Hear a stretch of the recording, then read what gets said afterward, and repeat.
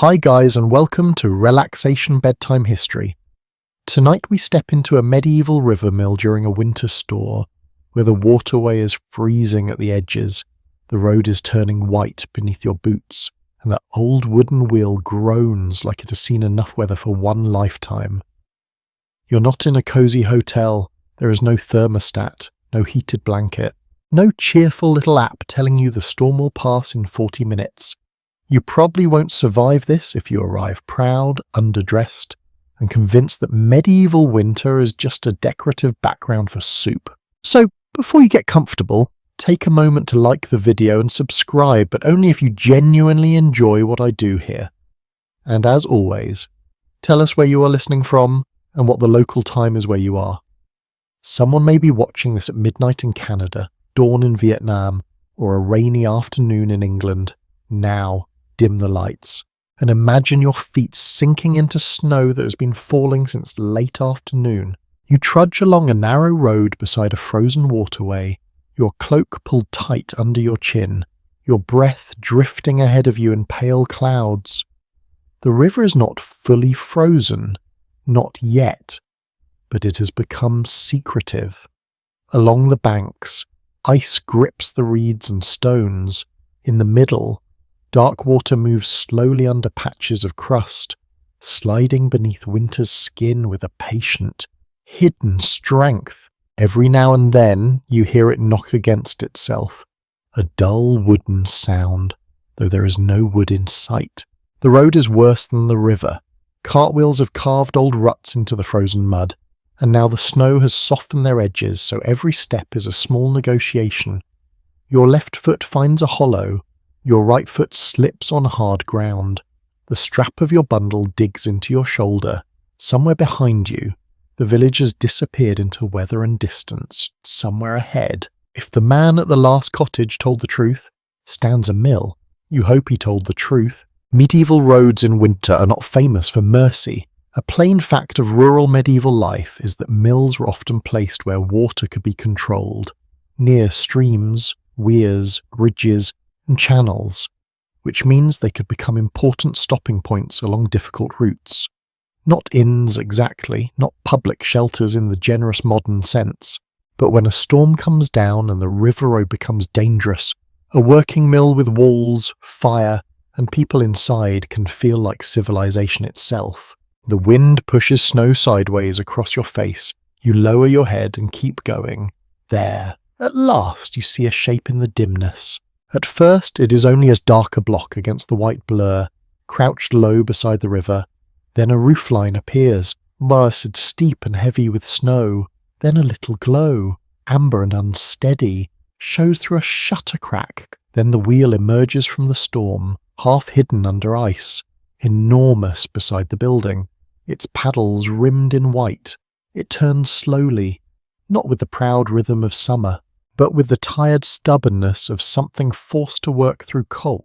The mill sits at the edge of the water like an animal drinking from it. You stop for a moment, not because you are dramatic, although perhaps you are, but because the sight is worth taking in. The frozen river slides beside it. A narrow mill race channels water toward the wheel. A wooden footbridge crosses a dark cut in the snow. Smoke rises from a low chimney, flattening in the wind before vanishing into the storm. Around the walls, sacks, barrels, split logs, and leaning tools have been pulled close under an overhang, as if everything outside is trying to become inside. Your fingers ache. Your nose has gone past cold into that strange numb dignity, where it no longer reports anything useful. Snow has gathered on your shoulders. The wool of your cloak smells wet, smoky, and faintly sour from the long road.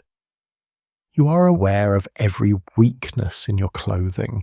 Medieval winter has a way of turning fashion into evidence. You approach the door.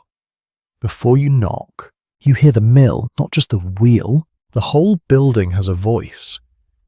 Beneath the wind comes a low grinding hum, deep and steady, like distant thunder trapped in timber. There is a shiver in the walls, a vibration through the ground, a pulse that seems to pass from the river into the wheel, from the wheel into the gears, from the gears into the stones, and from the stones into the air. It is not loud at first, it is simply everywhere. A curious little detail from mill folklore is that some people believed mills attracted spirits, tricks, and uneasy luck because they stood between elements, water and land, work and darkness, village order and wild current. The miller, already suspected of taking too much grain by many a grumbling neighbour, did not need invisible helpers to make people suspicious. Still, on a night like this, with the wheel turning in snow and the river muttering under ice, you can understand why imagination gets busy. You knock. The sound is small beneath the storm. For a moment, nothing happens. Then a bolt scrapes back. The door opens only a hand's width, and warm air rushes out around it, carrying the smell of flour, smoke, damp wool, old wood, and something cooking slowly in a pot. A face appears in the gap, broad and shadowed, with eyebrows dusted pale from meal rather than snow. The miller looks at you as if weighing your honesty, your need, and your likelihood of causing trouble before breakfast. You explain yourself simply: road, storm, river path, need for shelter. He says nothing at once, which is not comforting, but he does not close the door. Behind him, someone calls from inside, a woman's voice asking who would be foolish enough to walk the river road in this weather. The miller glances back, then looks at your snow-covered cloak. You, apparently, his face seems to say. A moment later, the door opens wider. You step inside. The change is immediate. Not comfort exactly, so not softness, but in nausea. The storm becomes a thing outside the board. The wind still presses at the cracks, but it no longer owns your skin. Heat touches your cheeks. Smoke curls above a hearth near the far wall. Lamplight trembles across beams and hanging dust. Your boots leave dark prints on the floor, and flour is everywhere. It lies on ledges like pale frost. It softens the colour of sacks. It clings to sleeves, hair, eyelashes, and the rough boards near the grinding area. The miller himself looks partly made of winter, though the snow on him is grain. In this place, the storm outside has a strange indoor cousin, a dry white powder that settles quietly over everything. You stand very still, letting warmth enter you one careful inch at a time. Historians still argue whether ordinary villagers viewed the local mill mainly as a necessary service, a symbol of lordly control, or a place of everyday negotiation where custom mattered more than written rules. For you, just now, it is none of those things. It is a door that opened. It is a roof above a frozen river. It is the difference between walking on into whiteness and being allowed to breathe beside a fire. The miller gestures for you to move away from the threshold. The door shuts. The bolt slides back. Outside, the storm continues without you. Inside, the floor trembles faintly beneath your boots as the great wheel turns in the dark, dragging winter water through its wooden bones, and you begin to understand that sleeping here will not mean silence, it will mean listening. The miller does not ask you to speak again at once. That is a kindness, though perhaps not an intentional one. He points with 2 fingers toward a bench near the wall, then turns back toward the machinery with the grave expression of a man who trusts wood and water more than we and strangers. You are wool. Because medieval survival often begins with not annoying the person who owns the fire. You sit. Your body slowly remembers that warmth exists. At first, the heat hurt. Your fingers prickle as blood returns. Oh, your ears stink. Your wet boots steam faintly near the hearthstones, giving off the earthy smell of leather, mud, and river road. The woman who called from inside earlier glances at you from beside the fire, where she is stirring something thick in an iron pot. She says nothing either, but her eyes pass over your cloak, on your bundle, your tired posture, and the snow melting from your hem. This is not curiosity, this is assessment. In a working household, everyone reads weather, everyone reads hunger, everyone reads trouble. The miller steps past you, and you follow him with your eyes toward the rear of the building, where the great wheel's effort enters the room as motion. The wheel itself is mostly outside, but its turning is translated inward through a heavy axle, a long timber shaft, darkened by age and grease. It passes through the wall like a tree trunk trained to obey. From it, wooden gears catch and release, teeth meeting teeth with a slow clatter. The sound is patient, repetitive, almost hypnotic. Clack, groan, drag, turn. The rhythm comes through your bones. A basic truth of medieval watermills is that they converted the force of moving water into rotary motion, usually to turn heavy stones for grinding grain. It sounds simple when said that way, almost like a school diagram. Water pushes wheel, wheel turns axle, axle moves gears, gears turn stones, grain becomes flour, everyone eats.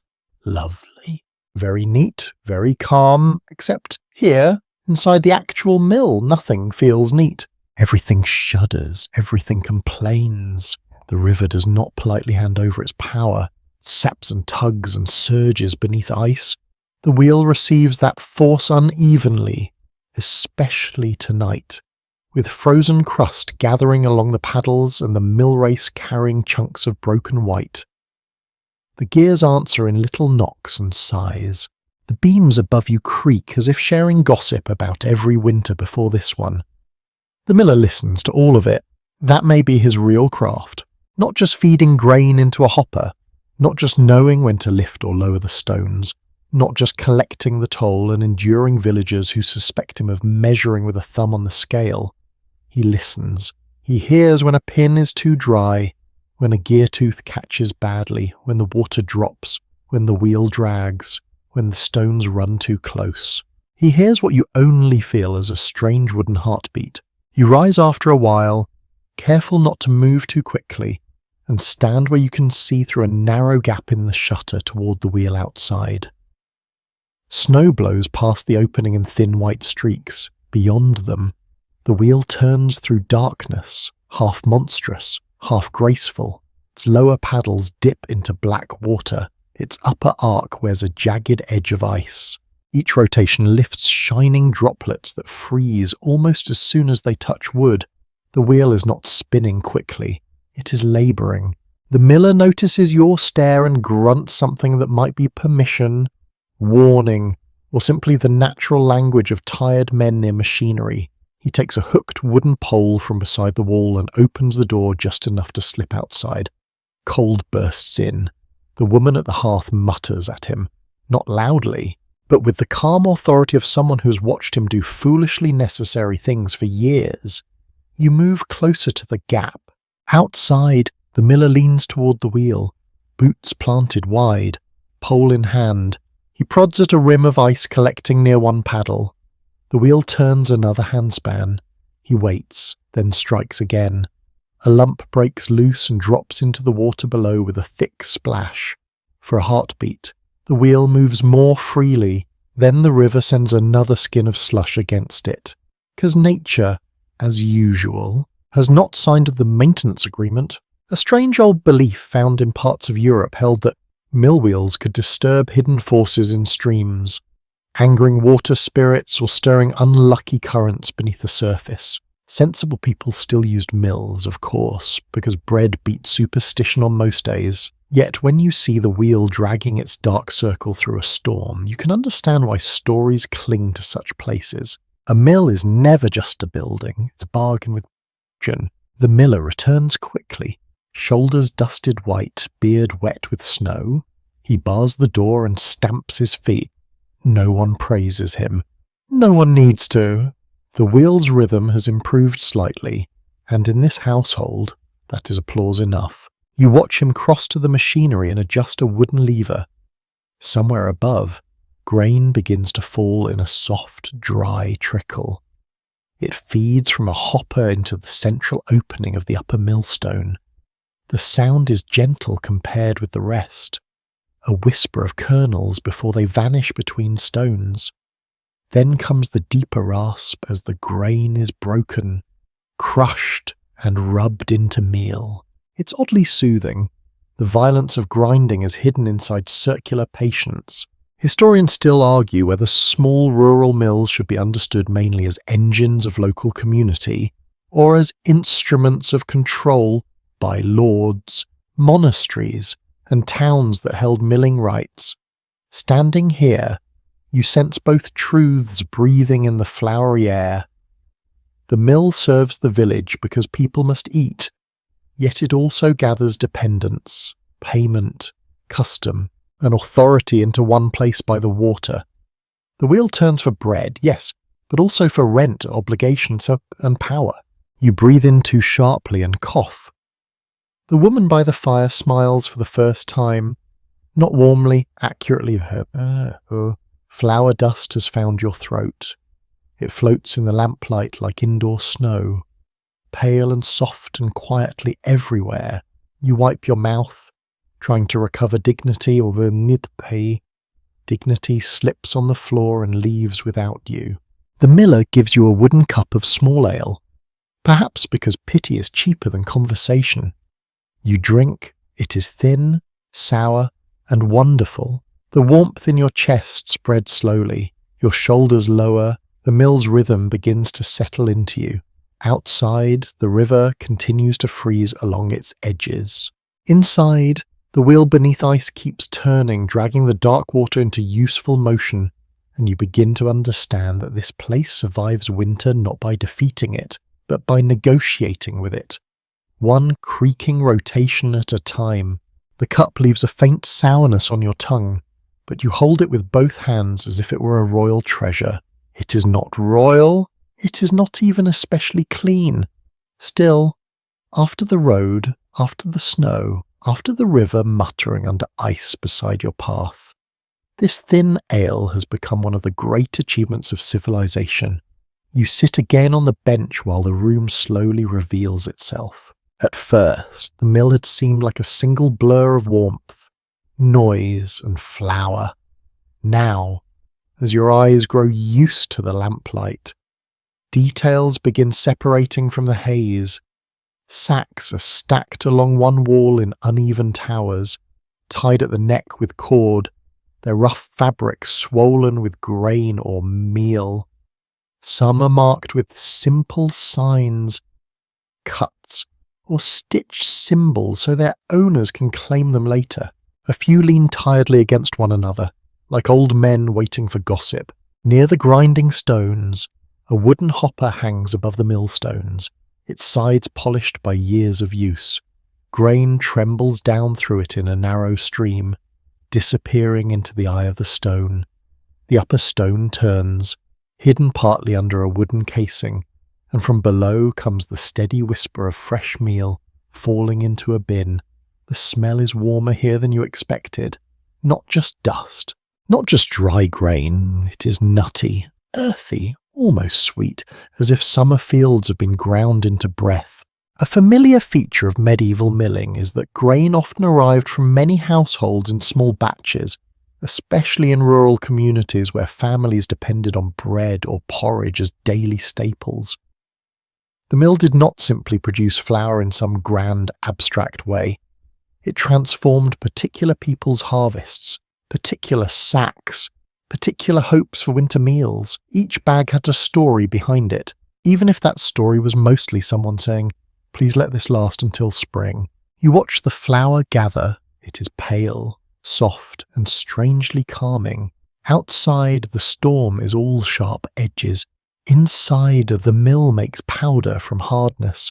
Kernels that once rattled in sacks now fall like dust through a wooden chute. There is something almost tender about it, though the stones themselves would disagree. They are heavy, circular, and completely uninterested in tenderness.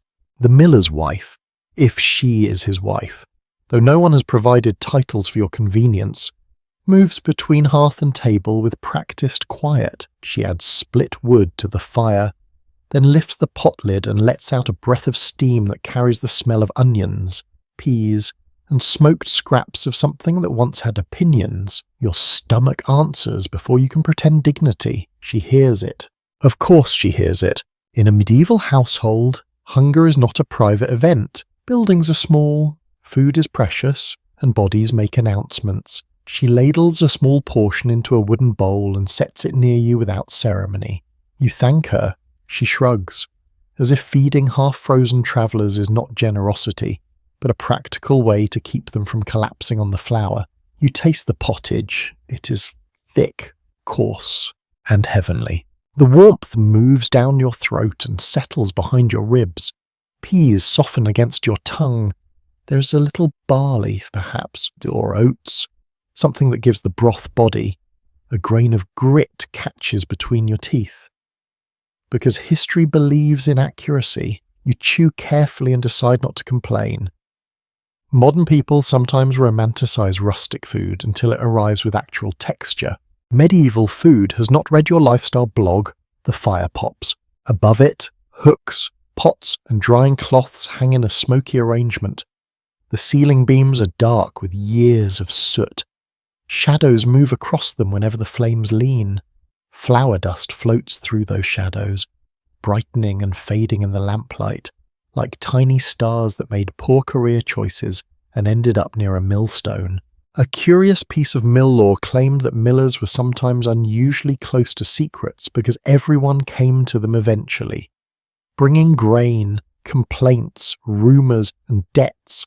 In some tales, a miller knows who had a good harvest, who watered their grain, who is short on food, who quarrels with a neighbour, and who is quietly desperate. Perhaps that is why stories often make millers clever, greedy, lucky, or sly. The mill sits still, but information flows through it like water. You look toward the miller. He is checking the meal with his fingers, rubbing a pinch between thumb and forefinger, then adjusting the gap between the stones, too coarse.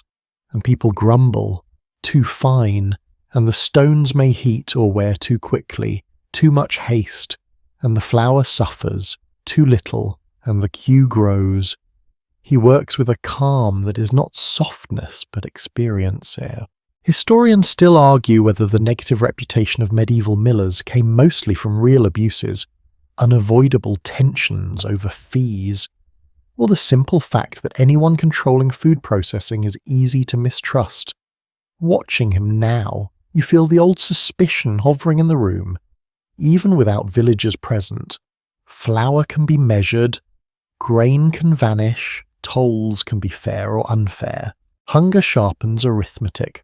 The miller's wife sets another bowl on the table for a younger person you had not noticed before. Perhaps a daughter. Perhaps a hired helper, seated near a pile of folded sacks. The young worker's hair is covered with a linen cloth, and their sleeves are dusted white to the elbow. They mend a tear in a sack with slow stitches, pulling thread through rough fabric while the whole building trembles around them. It occurs to you that a mill is not one machine. It is a household built around a machine. There are sacks to mend, stones to dress, accounts to keep, tools to store, firewood to cut, grain to receive, meal to return, animals to feed, water channels to clear, ice to break, and endless dust to endure. Even sleep must fit itself around the wheel. Even conversation must find pauses between clatter and grinding. Even warmth carries flour in it. You finish the bowl slowly. The woman takes it back and rinses it with a little water from a covered bucket. Water is not wasted, not tonight. The bucket itself sits away from the door, protected from freezing. Beside it are a broom of twigs, a stack of wooden measures, and a short ladder leading upward toward a loft. From above comes the dry smell of stored sacks and old straw. Outside, something scrapes against the wheel. Everyone hears it. The miller pauses. The young worker stops sewing. You hold your breath. Then the wheel completes another slow turn, knocks one, and continues. No one speaks. The moment passes, but not entirely. It leaves a small awareness behind, a reminder that shelter does not mean safety has gone away. It has only moved outside the wall for now. The fire settles lower, the pottage thickens in its pot, the stones grind on, patient and hidden, warm flour, cold stone, wet wool, smoke, and river air mingle until the room feels less like a refuge you entered and more like a world that has accepted you temporarily. You lean back against the wall. The vibration of the mill travels through your shoulders, somewhere beneath the floor. Winter water keeps pushing somewhere inside the stones. Grain becomes tomorrow's bread. And you, still damp at the hem and flour dusted at the sleeve, let the mill's strange warmth gather around you as the storm presses its white hands against the shutter. Cracks. The storm continues to scrape at the walls. But inside the mill, a different world has taken shape around you. The fire glows steadily. The stones grind. The wheel turns. The household moves through familiar routines with the calm confidence of people who have done this many times before. Winter may be difficult, but it is not surprising. That distinction matters. The storm is a guest. The mill is the permanent resident. You sit quietly and watch. The miller moves from machine to machine with slow efficiency. He checks the grain feed, brushes meal from a ledge, listens to the gears, then glances toward the shutter as if measuring the weather without needing to step outside. Every movement seems ordinary, Yet it becomes increasingly clear that ordinary work is exactly what keeps this place alive.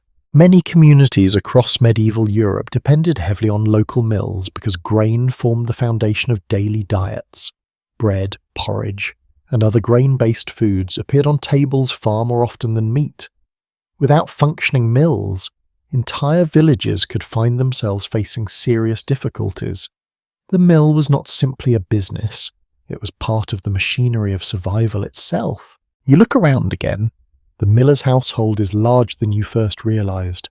The woman at the hearth continues her work with quiet authority. She appears to manage half the building without ever seeming hurried. A basket of onions sits near her feet. A bundle of dried herbs hangs beside the chimney. Occasionally she stirs the pot, adjusts a kettle, or sends a glance toward the younger helper, sewing grain sacks nearby. The helper works steadily, needle in, needle out. Thread pulled tight, needle in again. It is oddly soothing to watch. The repetitive tasks of the household seem to mirror the wheel itself. Everything here depends on rhythm. The wheel turns as the stones grind, the needle passes through cloth, wood burns, water flows, outside, snow falls, inside, life continues. A practical reality of medieval households was that nearly every member contributed labour in some form. Children worked. Elderly relatives often worked. Visitors might work if they stayed long enough. Nobody sat around waiting for entertainment. History rarely resembles a comfortable weekend. The miller's wife glances toward you. You can help if you're staying, her expression seems to suggest. You immediately become fascinated by the ceiling beams. Fortunately, no Simon arrives. For now, instead, the miller settles onto a stool near the grinding area and begins repairing a worn wooden peg. He uses a small knife to shave fresh wood from its surface. Thin curls fall onto the floor. You notice his hands. They are thick, scarred and dusted white with flour. Not the hands of a wealthy merchant, not the hands of a nobleman. These are working hands. The sort that know every beam, every gear, every stubborn piece of machinery in the building. A lesser-known custom in some regions involved villagers leaving small offerings or blessings near mills during particularly difficult winters. Not everyone participated, and practices varied greatly, but the idea reflected how dependent communities could become on these structures. When your daily bread relies upon a wheel turning through ice and darkness, gratitude can take unusual forms. The fire crackles, a knot bursts in the wood, sending sparks upward. For a moment, everyone glances toward it. Then everyone returns to their tasks. The younger helper finally speaks. Only a few words, a question about grain deliveries expected tomorrow. The miller snorts. Tomorrow appears optimistic. The storm outside sounds capable of delaying almost anything. Conversation remains sparse, but that does not mean silence feels uncomfortable. The household possesses the easy quiet of people accustomed to sharing space. Nobody feels compelled to fill every pause. Nobody launches into lengthy speeches about productivity or personal branding. The wheel handles most of the talking. You begin noticing small sounds hidden beneath the larger ones. The scratch of thread through cloth, the hiss of steam escaping a kettle, the soft tumble of grain inside a sack, the faint knock of branches against the outer wall, the distant rush of water beneath ice. Together they form a strange winter orchestra. Modern interpretations differ regarding exactly how villagers viewed millers in different places and periods. Some evidence suggests trust and cooperation. Other records reveal frequent complaints and disputes. Like many human relationships, the reality was probably complicated. People depended on millers. Dependence often breeds appreciation and irritation in equal measure. The smell inside the building changes slightly. Someone adds fresh wood to the hearth. A wave of resin and smoke spreads through the room. The scent mingles with flour and damp wool until the entire mill seems wrapped in a warm, earthy haze. You could almost believe the storm has weakened. Then a gust rattles the shutters. The illusion disappears. Winter remains very much present. You rise and wander a little closer to the storage area. Several large sacks stand stacked nearly to shoulder height. Wooden bins hold grain waiting for processing. A handcart rests against the wall. Nearby hangs a collection of tools whose purposes are not immediately obvious. One resembles a small rake. Another looks like a cross between a shovel and an argument. Medieval tool design sometimes prioritizes practicality over aesthetic clarity. You decide not to experiment. The miller's wife notices your curiosity, perhaps taking pity on your confusion. She identifies several items while continuing her work. One clears grain, another handles meal. A third helps maintain the stones. You nod thoughtfully as though you would have guessed correctly. You absolutely would not have guessed correctly. Outside, darkness deepens. The pale light leaking through shutter cracks fades into blue-grey gloom. Inside, lamplight grows more important. Shadows lengthen across beams and sacks. The fire becomes the room's second sun. An unusual rural belief found in some areas claimed that mills developed personalities over time. A good mill was said to be cheerful, dependable, and cooperative.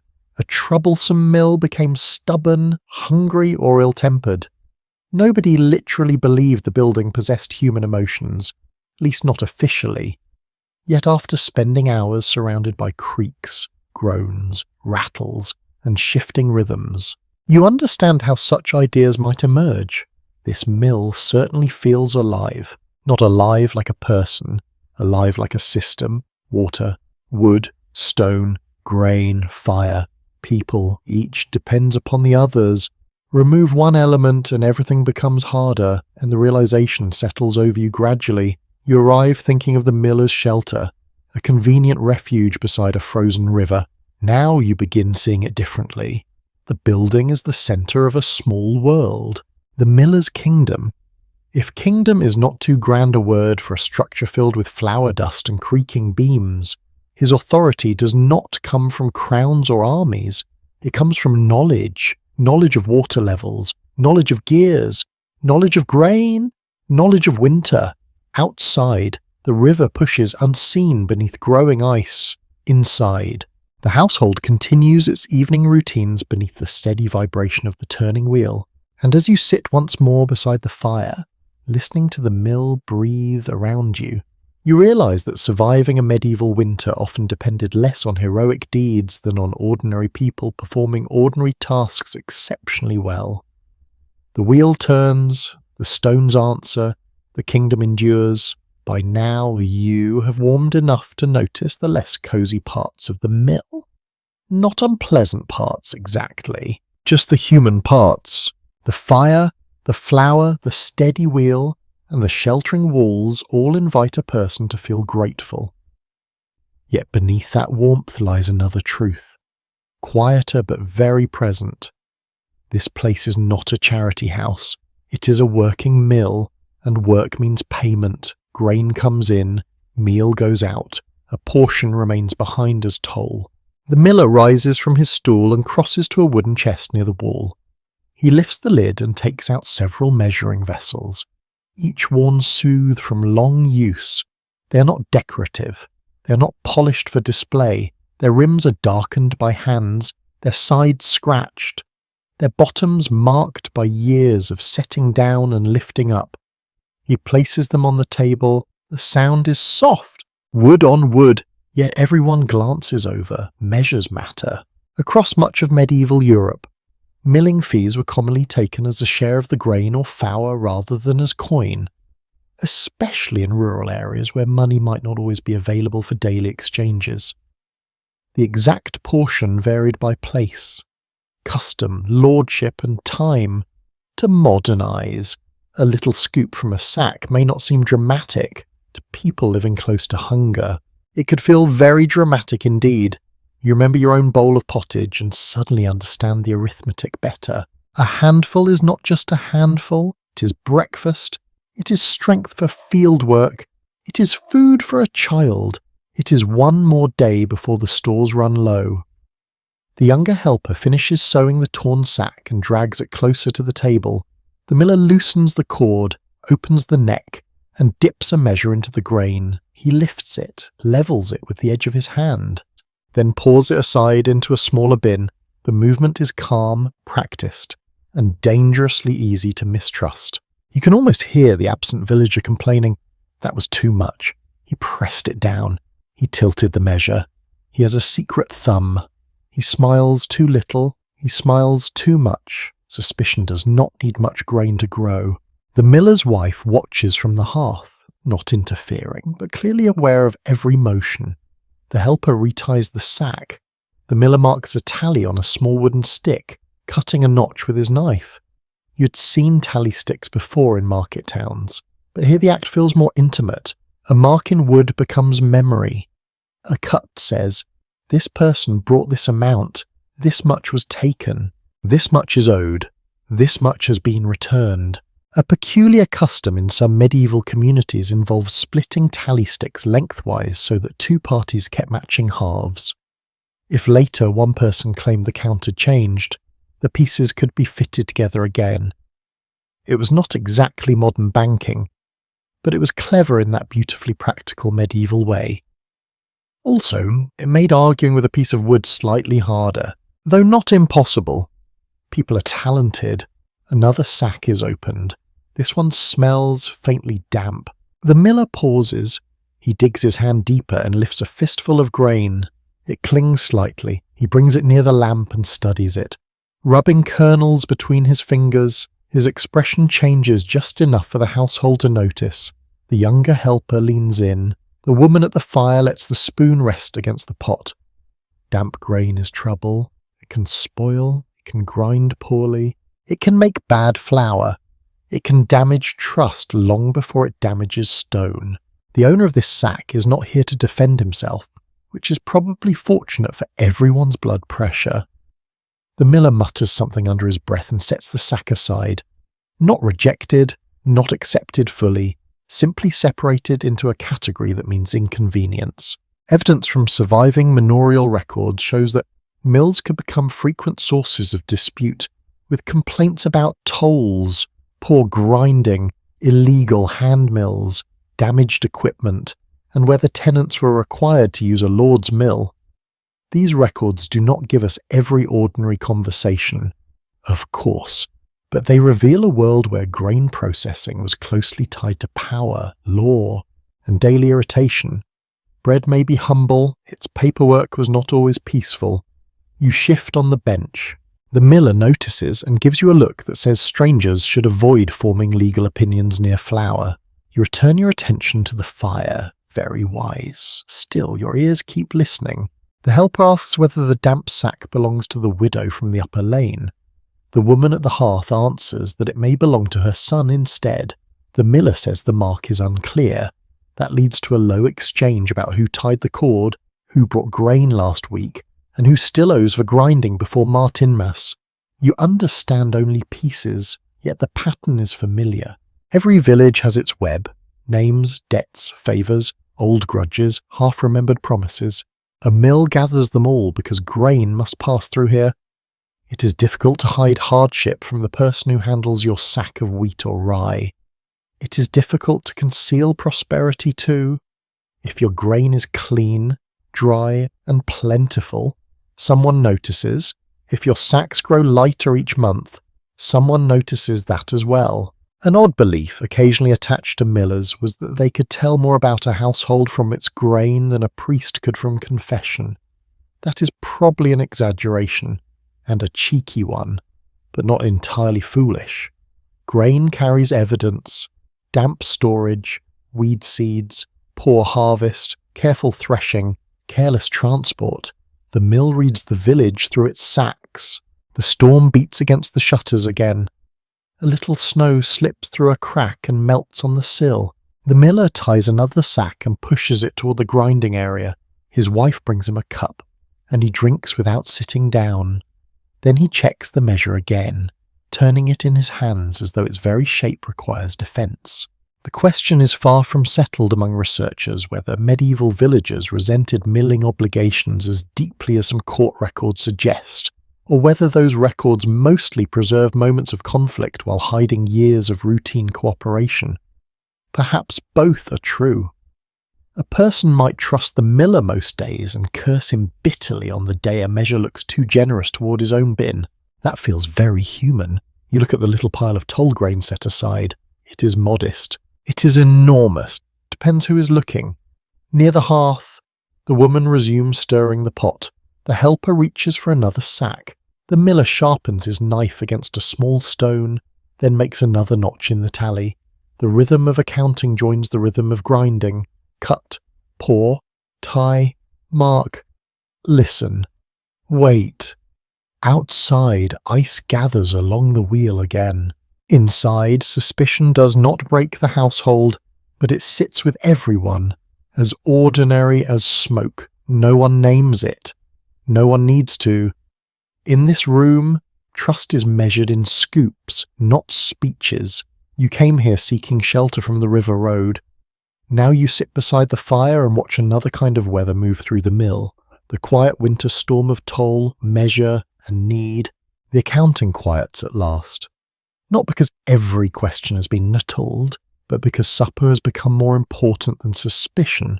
This is one of humanity's better instincts.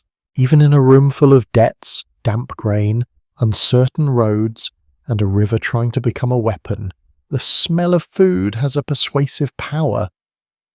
The miller closes the chest of measures. The younger helper stacks the stitched sacks near the wall. The woman at the hearth scrapes the bottom of the pot with a wooden spoon, producing a slow, thick sound that makes your stomach become embarrassingly alert again. You pretend not to notice. Your stomach does not support this strategy. The miller's wife sets bowls on the table. Not fine bowls, not matching bowls, not bowls a museum would place under dramatic lighting with a poetic label about domestic life. These are everyday wooden bowls, darkened by use, worn along the rims, each carrying small scratches from years of spoons, knives, and hungry people. She ladles pottage into them, steam rises, the room softens. A well-recorded feature of medieval diets is that many ordinary people relied on grain-based meals such as bread, ale, porridge, and pottage, often supplemented by vegetables, legumes, dairy, fish when available, and occasional meat. The exact diet depended on region, status, season, religion, and luck. Tonight, luck tastes like peas, onions, barley, a little salt, and a smoky hint of preserved pork hiding in the broth like a shy luxury. You receive a bowl, this time it is fuller. Perhaps you look less like a stranger now. Or perhaps the household has decided you are unlikely to steal the millstones and flee into the snow. Either way, you accept with gratitude. The first spoonful is thick and warm. The second is better. By the third, you are convinced that no royal feast could possibly improve on this, though that is mostly because you are cold, tired, and very easy to impress at the moment. Hunger has a way of making philosophy simple. Oh, warm food is good, fire is good, dry socks would be a miracle, but history cannot provide everything. The miller sits near the end of the table, his shoulders slightly hunched from the day's work. The younger helper sits opposite you, still picking bits of thread from their fingers. The woman remains standing for a few moments, distributing bread from a cloth-covered board. The loaf is dark, dense, and coarse, with a crust that requires commitment. You tear off a piece. It smells faintly sour, earthy, and wholesome in the most demanding sense of the word. This is not soft white bread for delicate modern sandwiches. This bread has opinions. It expects you to chew. It has probably heard your complaints before and does not care. You dip it into the pottage. It becomes perfect. Outside, the wind lifts again, pressing against the walls. Inside, the table becomes a small island. The mill still shakes faintly, and the wheel still turns. But the meal changes the feeling of the room. Work has not stopped entirely. A mill cannot simply vanish into leisure because someone has lifted a spoon. Yet for a while, attention gathers around the bowls. The younger helper asks you where you are coming from. You answer carefully. Not too much, not too little. You mention the road, the village behind you, the frozen ruts, the river path, and the hope of reaching a market town farther downstream. The miller snorts at the market town, as though it has personally offended him by being too far away in bad weather. The woman tells you no one sensible will travel that way before morning. You agree at once. Your survival instincts are improving. A small regional superstition once claimed that bread cut unevenly during a storm could invite quarrels before sunrise. Another version blamed spilled salt. Another blamed a loaf turned upside down. And another blamed any person already disliked by the household. Folk belief is wonderfully flexible that way. Tonight, the woman cuts the bread steadily and places each piece with care, and no one appears eager to test the theory. The miller speaks more during supper than he has all evening. His voice is low and rough, almost blended with the machinery. He talks about the river rising before the freeze, about a cart that nearly overturned at the bend, about someone upstream who failed to clear branches from a channel and now complains that the water has behaved badly. He has the tone of a man who believes rivers would be more manageable if people were less foolish. Perhaps he is right. The helper adds a story about a goose that wandered onto the mill race 2 winters before, slipped on the ice, and had to be rescued with a rake. The goose, apparently, was ungrateful. This surprises no one. You laugh softly, and the household allows the laugh to remain in the room. It is a small thing, but warmth grows from small things. A shared bowl, a foolish bird, a fire that holds. Researchers have not reached one simple conclusion about how often medieval rural households welcomed stranded travellers, because hospitality varied with custom, wealth, danger, season, and local obligation. Some traditions encouraged sheltering the vulnerable. Practical fear also existed, especially at night. A stranger could be a guest, a burden, a witness, or trouble wrapped in wet wool. You are fortunate that tonight, at least hunger and storm have argued in your favour. The miller's wife refills your cup with small ale. It is not strong, but it is safer and more familiar than many water sources, and it belongs naturally at the table. You drink slowly, the taste is mild, grainy, and sour around the edges. It matches the bread, it matches the smoke, it matches the room. You feel your body loosening. The cold road begins to seem less immediate, almost dreamlike. You remember the river path, the wind in your face, the wheel emerging through snow, and already those moments feel as if they happened to someone slightly more dramatic than you. The mill has absorbed you into its evening. For a while, conversation drifts, not in grand speeches, in fragments.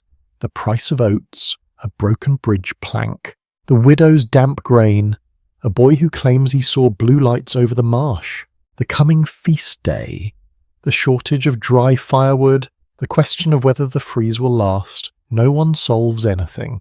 That is not the purpose of supper. Supper gathers worries into a room where they can sit beside warmth and become bearable for one more night. The fire settles lower, then brightens as another log catches. Shadows bend across the walls, flour dust glows in the air. The millstones continue their hidden work. Though the miller has slowed the feed, outside, the storm claws at the shutter, but its anger now sounds distant, as if heard from beneath a blanket. You scrape the last of the pottage from your bowl. The bread has softened in your hand. Your cup is nearly empty. The household grows quieter, each person sinking into the heavy comfort that follows labour and food. You feel it too, a deep downward pull, not quite sleep yet, but the beginning of surrender. Beyond the wall, the frozen waterway presses through the night. Within the mill, supper has made a fragile peace. Bread, pottage, ale, fire, and winter talk have done what they have always done. They have not ended the storm. They have simply reminded everyone that storms are endured together. One warm mouthful at a time, supper ends slowly. Nobody announces its conclusion. No bell rings. No servant sweeps dramatically into the room to declare that evening has entered a new phase. The bowls simply empty. The bread grows scarce. Conversation thins. One by one, people drift back toward their tasks. Outside. However, Sommers has reached no such peaceful understanding. It is getting stronger. You hear it before you fully notice it. The wind no longer arrives in occasional gusts. It has become a constant presence. It presses against the walls, searches beneath the roofline, rattles the shutters, and hums through tiny cracks in the timber. Sometimes it rises into a low howl. Sometimes it drops into a whisper. Either way, it never entirely leaves. The mill seems smaller now, not physically and emotionlessly. The storm has expanded. The world beyond the walls feels vast, dark and hostile. You have to move closer to one of the shuttered windows and place your hand against the wood. It's cold enough to remind you instantly why you are indoors. Frost has begun forming along the inner edges, where moisture from the room meets winter air. Tiny white crystals spread across the frame like delicate branches. The river lies somewhere beyond that darkness, invisible now, but very much present. People living near waterways often learn to fear winter rivers almost as much as spring floods. Ice could block channels, redirect currents, damage structures, and create sudden pressure against banks and buildings. Water did not stop being dangerous simply because it froze. In some ways, it became more unpredictable. The miller understands this. You can see it in the way he glances toward the wheel every few minutes.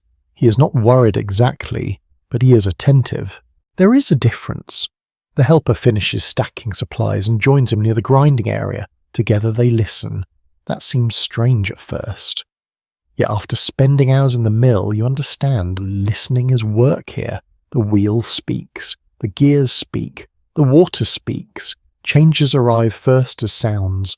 A scrape, a hesitation, a knock, a new vibration, a missing vibration. The miller hears these things the way a shepherd notices sheep moving differently, or a sailor notices the sea changing mood. You try listening too. At first you hear only noise, then patterns emerge, the wheel turns, the axle follows, the gears engage, the stones hum, each sound occupies its place. Together they create a kind of mechanical music. Outside, the wind becomes the orchestra's angry conductor. A story repeated in some riverside communities claimed that winter storms carried wandering spirits along frozen waterways. These spirits were said to dislike bright lights and sturdy doors because both reminded them of the warmth they had lost. Whether anyone truly believed such tales is difficult to know, but sitting beside a storm-dark river while icy wind claws at a building, you can understand why people invented explanations for sounds in the night. The miller's wife adds more wood to the hearth. The fire brightens. Orange light washes across sacks and beams. For a moment, everything feels secure again. Then comes a sound from outside. Thump, not loud, not dramatic, just different. Every head turns. The miller stands. Nobody speaks. The wheel continues turning. The building continues vibrating. For several seconds, everyone simply listens. Then another sound arrives, a dragging scrape, followed by a splash. The miller exhales through his nose. Apparently the river has sent another piece of floating ice against the wheel. Not ideal. Not catastrophic. The distinction matters. You'd nearly imagine the building under attack by mythical winter creatures. Reality turns out to involve frozen water and maintenance concerns, which is generally how history behaves. The miller takes a lantern from its hook. The helper immediately groans a very human response. Because everyone knows what happens next, the wheel must be checked. Outside, in the storm, at night. The helper briefly develops a passionate interest in organising sacks. The miller remains unconvinced. A practical truth of medieval labour was that many necessary jobs occurred regardless of weather, daylight, or personal preference. Animals required care, fires required fuel, water channels required attention. Winter rarely accepted excuses. Within minutes, both of them are wrapping cloaks around their shoulders. The wife hands over the lantern. She also delivers several remarks that sound remarkably similar to instructions not to do anything foolish. These instructions have probably been issued many times before. The door opens, wind bursts inside, snow swirls through the gap, the lantern flame bends violently. Then the men disappear into darkness. The door closes again. The room instantly feels quieter despite the storm. You find yourself listening harder. The wife does too, not anxiously, just attentively. Outside, faint lantern light moves past the shutter cracks, a tiny golden glow against endless black. You imagine the scene, the frozen wheel, the swirling snow, the river pushing beneath sheets of ice, two figures moving carefully across slippery ground. An old riverside saying warned that winter water always keeps one surprise hidden. Nobody knows exactly how old the saying is, and versions differed from place to place, but the sentiment endured because it felt true. Rivers looked still. Rivers sounded quiet. Rivers frequently disagreed. The helper's abandoned stool remains empty. You sit beside the fire and wait. Minutes pass. The storm seems louder now that part of the household is outside confronting it. The woman stirs the coals. The millstones continue their patient grinding. Somewhere beneath the floor, water keeps flowing through darkness. Experts continue to examine the extent to which severe winters affected local economies in different medieval regions. Evidence varies considerably depending on geography and climate. Some communities adapted well. Others face serious disruptions to trade, transport, and food supply. What becomes clear from surviving records is that weather was never simply background scenery. It shaped daily decisions constantly. At last. A faint knock sounds at the door. The wife rises immediately. The bolt slides back. The door opens. The miller and helper stumble inside carrying snow across their shoulders and ice clinging to their boots. Both look thoroughly unimpressed by winter. The lantern survives, the wheel survives, the river, unfortunately, survives as well, and remains determined to create future inconveniences. The miller reports that ice is gathering near one side of the channel, but not enough yet to stop the wheel. Tomorrow may require work. Tomorrow appears to enjoy requiring work. The helper warms frozen hands near the fire and mutters darkly about weather, water, and possibly the entire concept of rivers. No one argues. The household settles once more. Yet something has changed. The storm now feels closer, not because it has entered, because you have glimpsed how much effort stands between shelter and exposure. A wall is not merely wood. A fire is not merely heat. A turning wheel is not merely machinery. Each represents labour, vigilance, maintenance, and experience. Outside, the frozen waterway continues carrying darkness downstream. Inside, the mill glows softly beneath its roof of snow. The storm circles around it. The river presses beside it, and through it all, the old wheel keeps turning in the night, patient as winter itself. The storm continues its endless conversation with the walls, yet little by little, something unexpected begins to happen. You stop hearing it quite so much, not because the wind weakens, not because the river calms, not because the snow decides to become polite. Rather, your attention shifts inward. The mill itself begins to take over your senses. You're sitting near the fire when you first notice the change. The flames no longer seem like the dominant sound in the room, neither do the voices. Even the gusts outside fade into the background. What remains is the machinery, the wheel, the gears, the stones, the living skeleton of the mill. Hours ago those sounds felt loud. Now they feel familiar, almost comforting, like the ticking of a clock in a room where you have spent many evenings. The miller settles back onto his stool after returning from the inspection outside. The helper has wrapped a blanket around their shoulders. The miller's wife is cleaning bowls beside a bucket of water that steams faintly near the hearth. No one appears eager for conversation. The day has been long. The weather has been longer. You lean your head against the wall and listen. The rhythm reveals itself layer by layer. A low turning vibration beneath everything. A gentle knocking from the gears. The whisper of grain. The faint rasp of stone. Occasional creaks from the beams overhead. Each sound repeats, not perfectly, just enough. Many surviving examples of medieval machinery demonstrate remarkable craftsmanship despite being built primarily from wood. Individual components wore down, warped, and required frequent maintenance. Yet these systems could operate effectively for generations when properly cared for. Listening to the mill now, you gain a new respect for the people who built such things without modern engineering software or electric power tools.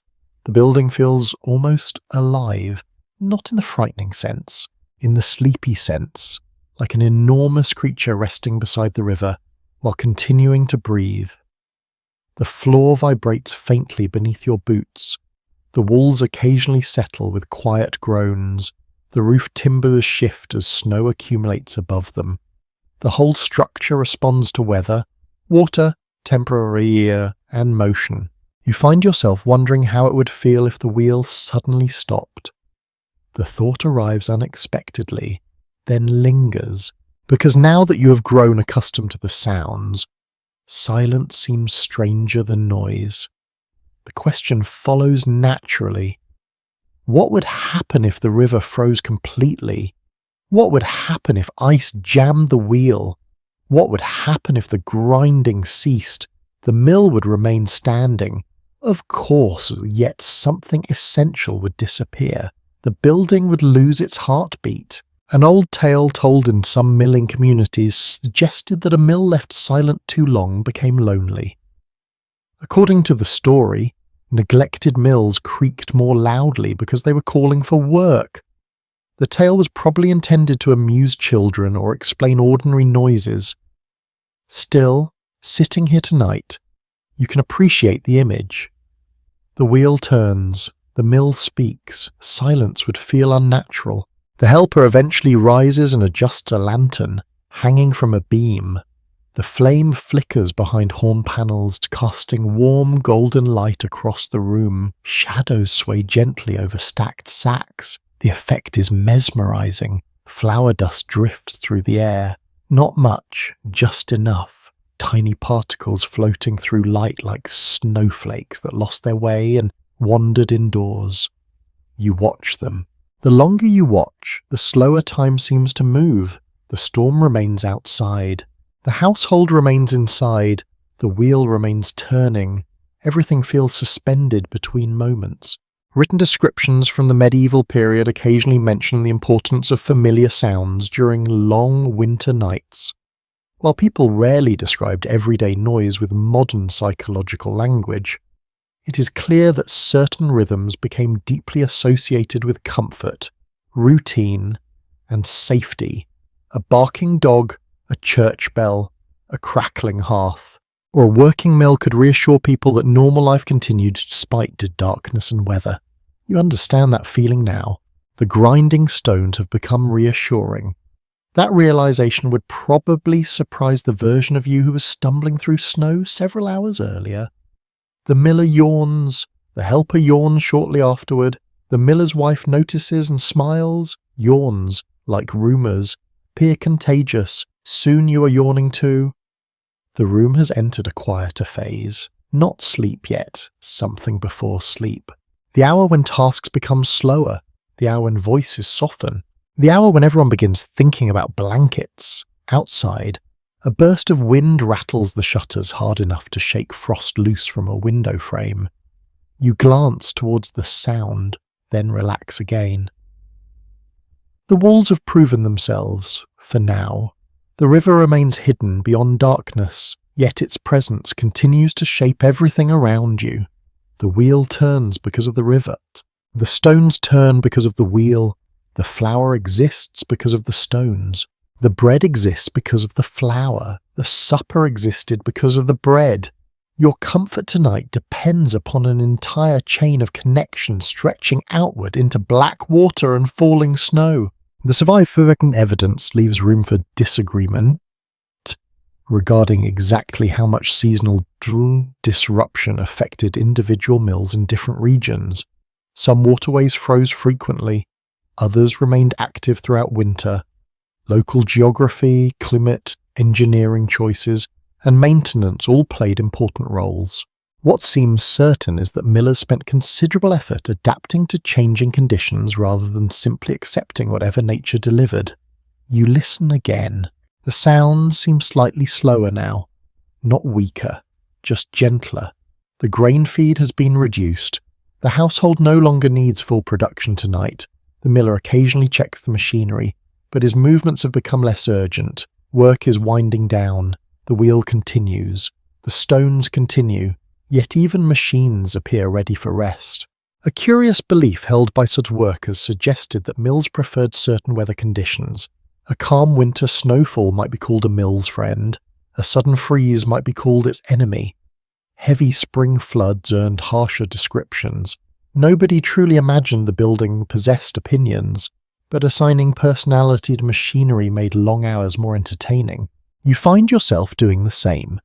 This particular mill feels stubborn, patient, reliable, a little grumpy, very determined. The sort of place that would survive an argument with winter simply because neither side was willing to leave. The fire burns lower. One final log is added. Orange light rolls across the room. The miller's wife begins arranging bedding near the hearth for herself and the helper. The miller checks the door bolt one more time. Snow taps softly against the shutters. The room settles. You sit quietly and continue listening. The wheel beneath the ice. The gears beneath the floor. The river beneath the night. Gradually, the sounds merge into a single steady murmur. Not silence, something better. The kind of noise that allows the mind to drift. The kind of noise that tells you shelter still stands. The kind of noise that turns an unfamiliar mill beside a frozen waterway into a place where sleep might eventually find you. And as the storm prowls beyond the walls, the old machinery continues its patient song, carrying the building deeper into the winter night. You're almost ready to let your eyes close when the knocking comes, not from the wheel, not from the gears, not from ice striking the channel. This sound comes from the door, 3 hard knocks, then a pause, then 2 more. Weaker than the first. Everyone in the room becomes still. The mill has been full of sound all evening, yet the human knock cuts through everything. It does not belong to the machinery, does not belong to the storm, belongs to someone outside, which immediately makes the room feel warmer and more fragile. The miller rises first, his wife reaches for the lantern. The helper sits up from the bedding near the hearth, blanket falling from one shoulder. You're suddenly very awake, because nothing resets a sleepy medieval evening like the arrival of unknown people during a winter storm. The knock comes again, this time accompanied by a voice, muffled, urgent. The wind steals most of the words, but the meaning is clear enough. Open. Please. Cold. The miller does not hurry to the door. That may seem harsh until you remember where you are. This is not a village street in full daylight. This is an isolated mill beside a half-frozen river, at night, in bad weather, with grain, tools, food, and people inside. Hospitality matters. So does caution. Medieval doors are not opened casually just because someone knocks with feeling. His wife lifts the lantern higher. The miller calls out a question. The answer comes through the boards. 2 travellers, 1 cart stuck near the bend, 1 mule gone lame, no weapons, cold enough to make honesty sound very believable. The miller waits another moment, then he slides back the bolt. Wind bursts in with snow, darkness, and 2 figures bent nearly double beneath the weather. They stumble across the threshold, bringing the road with them. Snow falls from their cloaks in clumps. Their boots are crusted with frozen mud. One clutches a bundle under his arm. The other has a scarf wrapped so high that only reddened eyes are visible. The door shuts behind them. The bolt returns. The storm is outside again, though now the floor is wet and the room smells sharply of cold wool, animal sweat, and fear trying to become politeness. The first traveller bends with hands on knees, breathing hard, and the second mutters thanks through chattering teeth. Nobody asks them to sit immediately. First, the miller looks them over. His wife does the same. The helper stares openly, because youth has not yet learned to disguise curiosity as good manners. Travel in medieval Europe was often slow and hazardous in winter, especially along minor roads where mud, snow, ice, darkness, and damaged bridges could turn short distances into serious ordeals. People still travelled when necessary. Of course, markets did not move themselves. Messages did not walk without carriers. Debts did not wait because the road had become a miserable ribbon of frozen regret. The travellers are not wealthy. You can tell from their clothes. One wears a patched cloak darkened with sleet. The other has a cap pulled low and gloves that do not match. Their bundle is wrapped in wax cloth but has taken water at one corner. They smell of road, stable, and exhaustion. The miller's wife finally points them toward the hearth. They go with the stiff obedience of people whose legs are negotiating separately with the rest of the body. One nearly slips on the melted snow near the bench. You shift aside to give them room. The first traveller lowers himself with a groan. The second holds his hands near the fire and winces as warmth reaches them. You know that feeling. Cold returning to life can be rude, a little too enthusiastic. The woman brings them small ale, not much, but enough. The younger helper fetches a cloth to wipe the floor near the door. Practical kindness, medieval style. Help first, scold later, and make sure no body tracks ice into the good meal bin. The miller asks about the cart. The first traveller explains between breaths. The cart struck a rut near the river bend, tilted, and lodged against a frozen bank. They freed the mule, but it could not continue. Their goods remain under a cover unless the stormers decided to shop without payment. The second traveller adds that the road beyond the bend is nearly blocked by the drifted snow. The miller's face tightens. That news matters, not just for them, for everyone. If the bend is blocked, anyone coming from upstream tomorrow may be delayed. Grain deliveries may not arrive. Villagers may be trapped on one side or the other. The frozen waterway and the road beside it are no longer separate problems. They are becoming one large winter inconvenience, and winter is already winning several arguments tonight.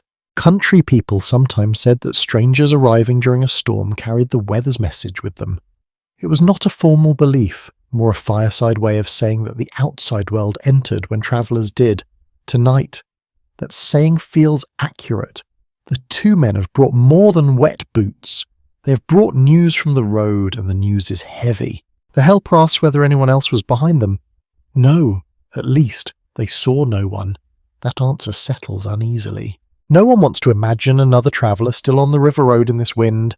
The miller's wife ladles thin pottage into 2 bowls. These are smaller portions than yours, but neither traveller complains. The first eats too quickly and coughs. The second, more cautious, holds the bowl close to his face and breathes the steam before taking a spoonful. The room adjusts around them. A little more crowded, a little damper, a little more alert.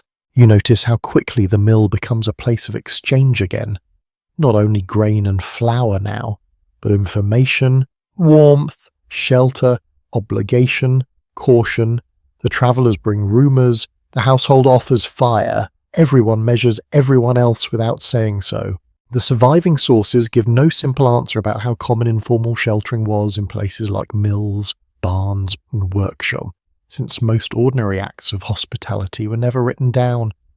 We see traces mostly when something went wrong, when law, payment, violence, or dispute left a record. Peaceful nights of shared fire often vanished from documents. Yet here in the imagination of this winter mill, you can feel how necessary such informal refuge must have been. The first traveller begins to speak of the upstream hamlet. A roof collapsed under snow. No one died, he says quickly, seeing faces sharpen. A cow did. Unfortunately, the helper murmurs sympathy for the cow. The second traveller mentions a rumour that the bridge near the chapel has cracked. The miller frowns deeply at that. The bridge connects fields, lanes, and obligations. A cracked bridge is not just timber damage, it is delayed work, longer journeys, and more people choosing unsafe crossings because patience is not abundant in hungry weather. The wind strikes the wall again, Therpkian. The lantern flickers. For a moment, everyone listens to the same thing, not the travellers, not the wheel, the storm. It reminds the room that stories from outside are not finished. The 2 newcomers eat more slowly now. Colour returns to their faces. Snow melts from their cloaks and spreads in dark patches beneath the bench. Their shoulders lower by degrees.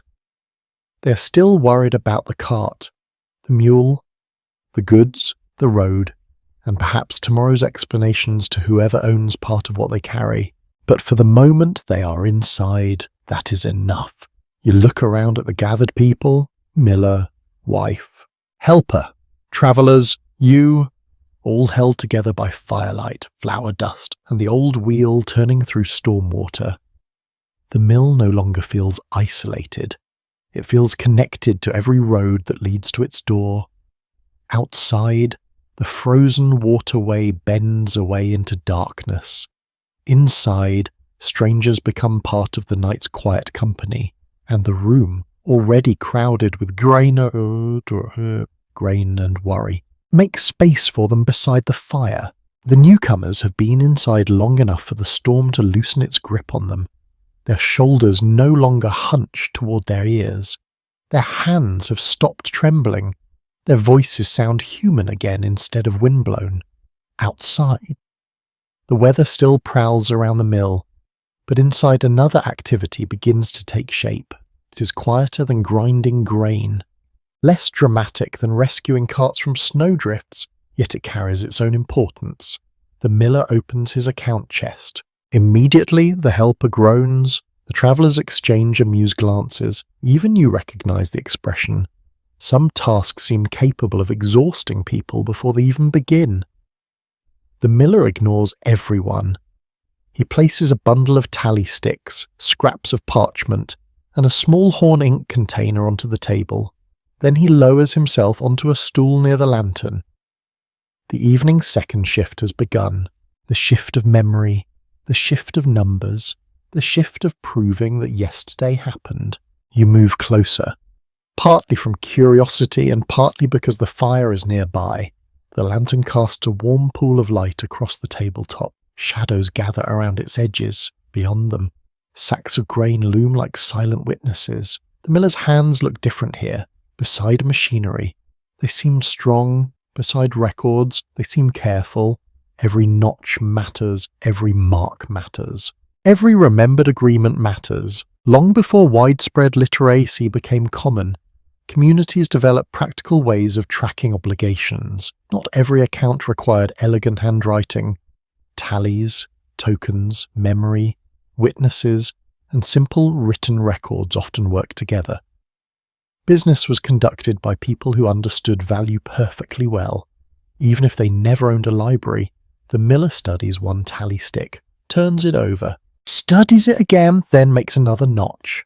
The sound is tiny, a scratch of knife against wood, yet it represents grain, labour, and trust. Across the table, one of the travellers chuckles. Apparently he recognises the ritual. The miller asks whether something is amusing. The traveller wisely answers no. Everyone laughs anyway. The atmosphere has changed. The arrival of strangers has brought fresh energy into the room. The earlier silence has softened into quiet conversation. Nobody speaks loudly. Nobody dominates the evening. Instead, stories drift naturally between pauses. One traveller describes a merchant who attempted to transport barrels across a frozen ford too early in the season. The barrel survived. The cart did not. The mule survived. The merchant's dignity remains missing.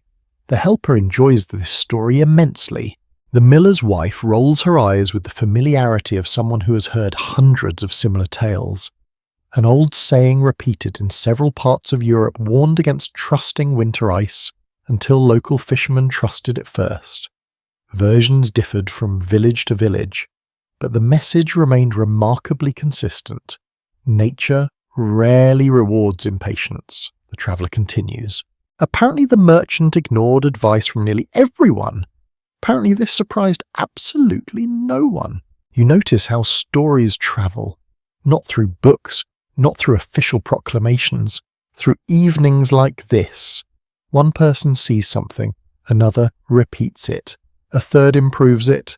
By spring, a foolish merchant may have become a legendary fool, capable of sinking 3 wagons simultaneously while arguing with a priest. History and storytelling often cooperate in creative ways.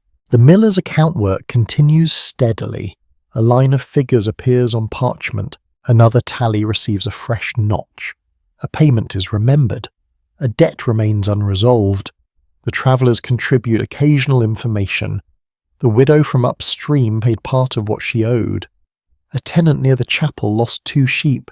Someone's son left for service in a larger town. Someone else's daughter is expected to marry after Easter. Each piece seems small. Together they form a map, not of roads, of relationships. The mill does not merely process grain, it processes information. People arrive carrying news as naturally as they carry sacks. Documents from the medieval period often reveal how deeply connected rural communities were. News travelled more slowly than it does today, certainly, but people remained surprisingly informed about local events, markets, churches, mills, taverns, and crossroads all served as gathering points where information moved from household to household. You watch the miller pause over a particular account. His expression tightens slightly. Not anger, concern, the miller's wife notices immediately.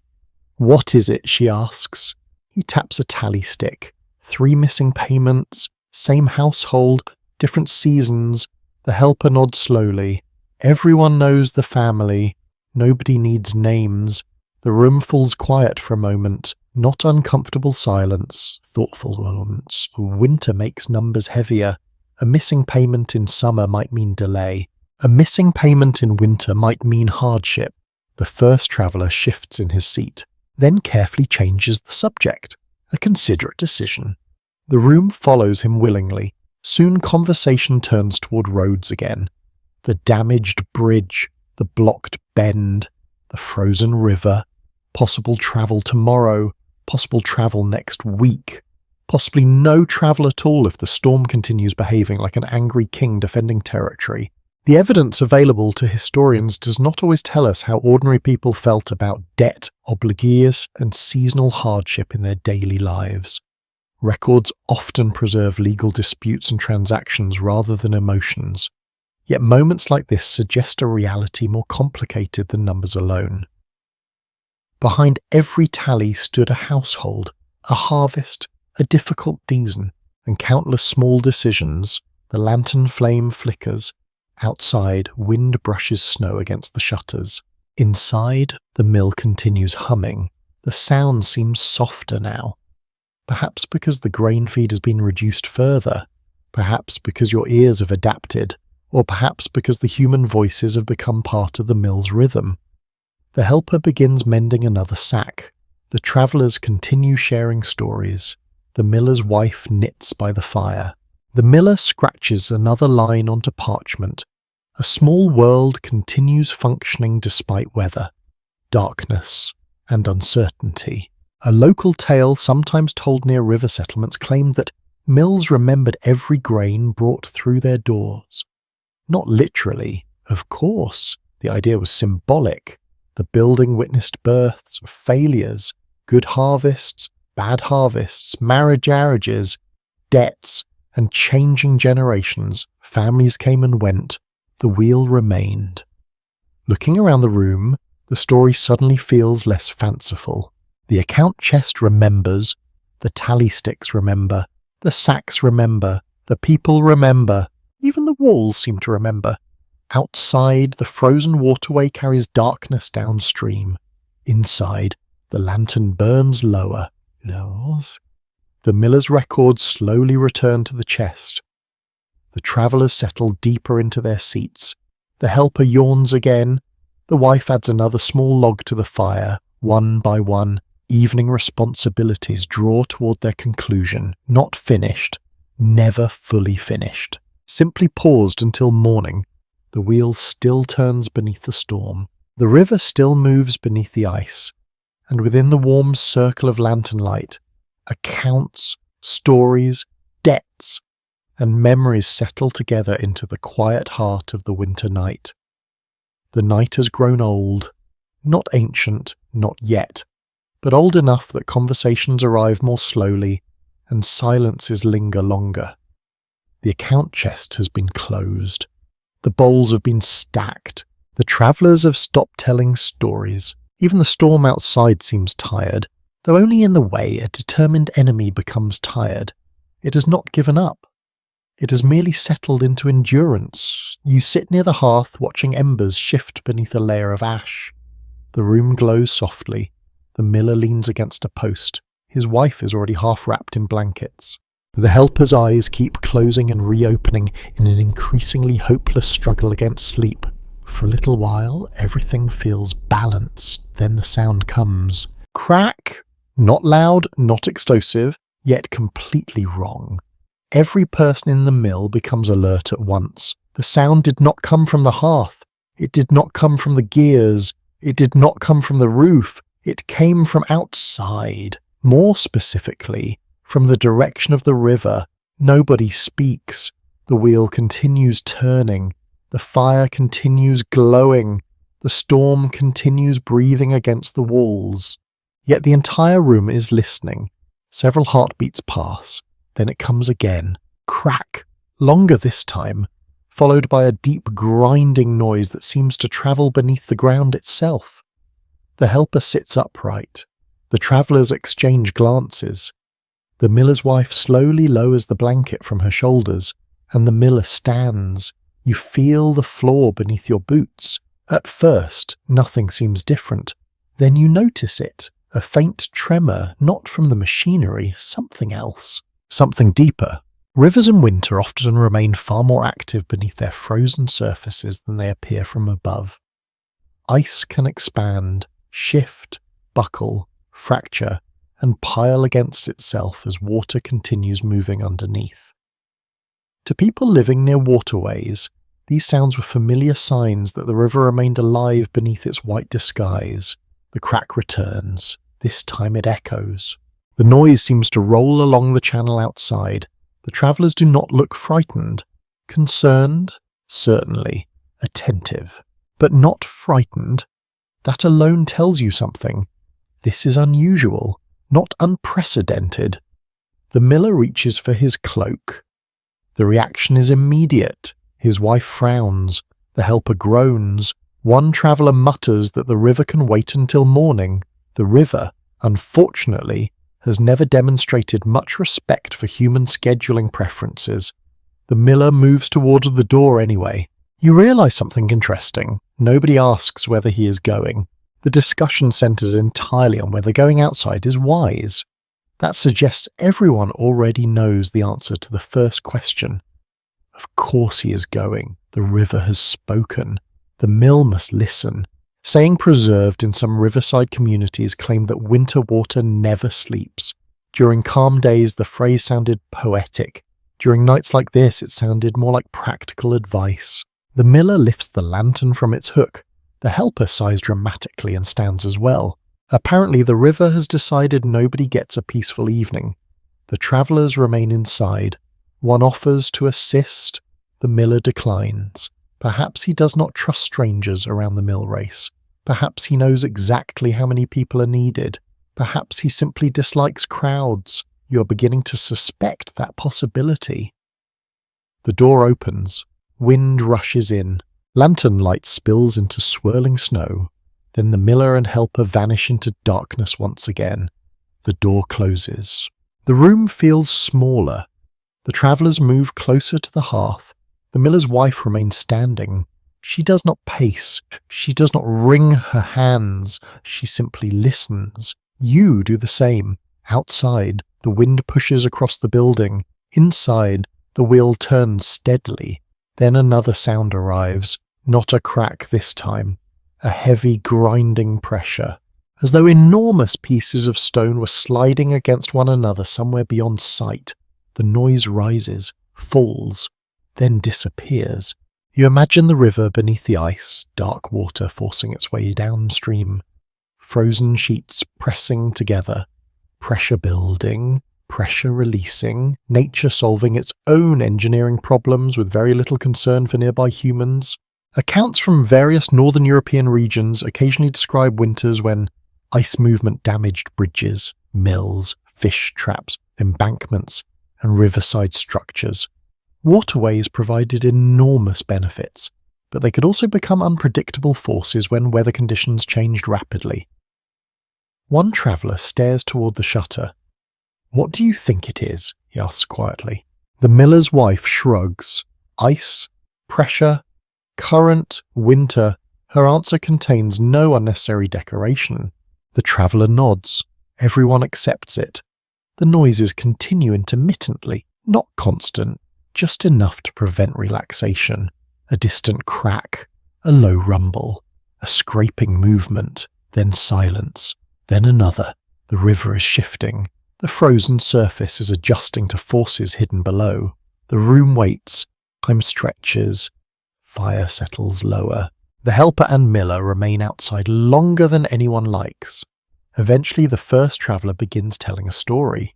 Not because the room requires entertainment, because stories help fill anxious spaces. He speaks of a winter many years ago when a frozen channel broke suddenly after several warmer days.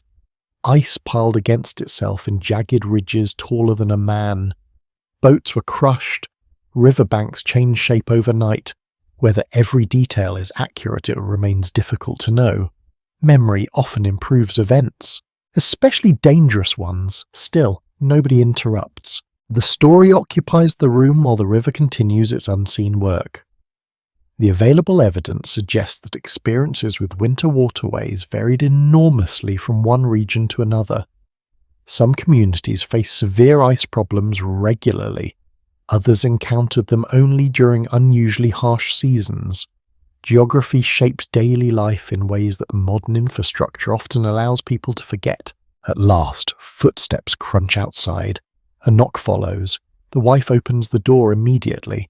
The miller and helper stumble back inside. Both are covered in fresh snow. Both appear irritated, which, oddly enough, reassures everyone. Truly alarming situations tend to produce different expressions. The miller removes his gloves, the helper heads straight for the fire. What was it? Asks one traveller. The answer arrives in typical miller fashion. Too much ice, not enough sense. This explanation requires clarification. Eventually, the fuller story emerges. A large section of river ice upstream shifted and pressed against accumulated frozen debris near the channel. Nothing has broken, nothing has failed. The wheel remains functional. For now, the phrase hangs quietly in the air. For now, winter always leaves room for future complications. An old riverside legend claimed that rivers enjoyed reminding people who was truly in charge. Looking around the room at exhausted faces and snow-covered cloaks, you suspect the river would feel rather pleased with itself tonight. The miller settles back onto his stool. The helper wraps up once more in blankets. The travellers relax. The wife returns to the hearth. Gradually the room exhales. The danger was not immediate. The mill still stands. The wheel still turns. The frozen waterway continues its mysterious conversation beneath the ice. And somewhere outside in the darkness, hidden beneath snow, current, and winter pressure, the river reminds everyone that it has not stopped moving for a single moment. The phrase for now stays in the room longer than anyone wants. It sits beside the hearth. It settles over the damp cloaks. It leans against the sacks like another tired traveller. For now, the wheel turns. For now, the ice has not jammed the channel. For now, the river has not forced the miller into some miserable outdoor battle with poles, ropes, freezing rain, and the kind of decisions that make future storytellers say, very calmly, that people in the past were built differently. You sit with your cup between your hands, listening to the wheel. Its rhythm has changed slightly. You're not certain how you know. Hours earlier, you would have heard only a general wooden clatter. Now, after this long night inside the mill, you detect a small unevenness. The turning is still steady, but somewhere in the cycle a faint drag has appeared. Not enough to alarm everyone, enough to make the miller's head tilt. He hears it too. Of course he does. He stands before anyone asks. The helper sees him rise and closes their eyes for a moment, as if praying to every saint available that this will not involve going outside again. The prayer fails. The miller takes the lantern. Then he reaches for the long-hooked pole. That is when his wife speaks, not loudly, just firmly. If the sluice is blocked, he will need more hands. You realize the word matters. Sluice. The wooden control that guides water through the mill race, allowing the miller to manage how much flow reaches the wheel. Too little water and the wheel weakens. Too much, especially when crowded with ice and debris. And the machinery may suffer. The river may be powerful, but power without control is just a very cold bully. In many medieval water mills, some form of gate, channel, or adjustable control helped regulate water entering the wheel. The exact arrangement varied with the landscape and type of wheel, but the principle was practical. A miller did not simply accept the river as it came. He shaped it, narrowed it, held it, released it, and hoped the river did not take offence. The helper stands. One traveller stands too, then the second. You stand because everyone else is standing, and also because your body has not yet learned when history is about to assign you chores. The miller looks at you, you look at the fire. The fire gives no support, so you join them, cloaks are pulled on, belts tightened, gloves found. The miller's wife hands out a second lantern and tells all of you to keep clear of the edge. She says it in the tone of someone who has explained common sense before and been disappointed by the results. The door opens. The storm comes in like it has been waiting with personal enthusiasm. Cold strikes your face so sharply that your eyes water. The warmth of the mill vanishes from your skin almost at once. Snow lashes sideways under the lantern glow, each flake bright for an instant before disappearing into blackness. The ground outside is slick, uneven, and treacherous beneath fresh snow. You follow the others along the wall. The mill looms beside you, dark and breathing. Its wheel turns slowly in the storm, huge and wet, each paddle lifting water that flashes black beneath the lanterns. Ice clings to the rim. The mill race runs beside it in a narrow channel, half covered in crust, half alive with moving water.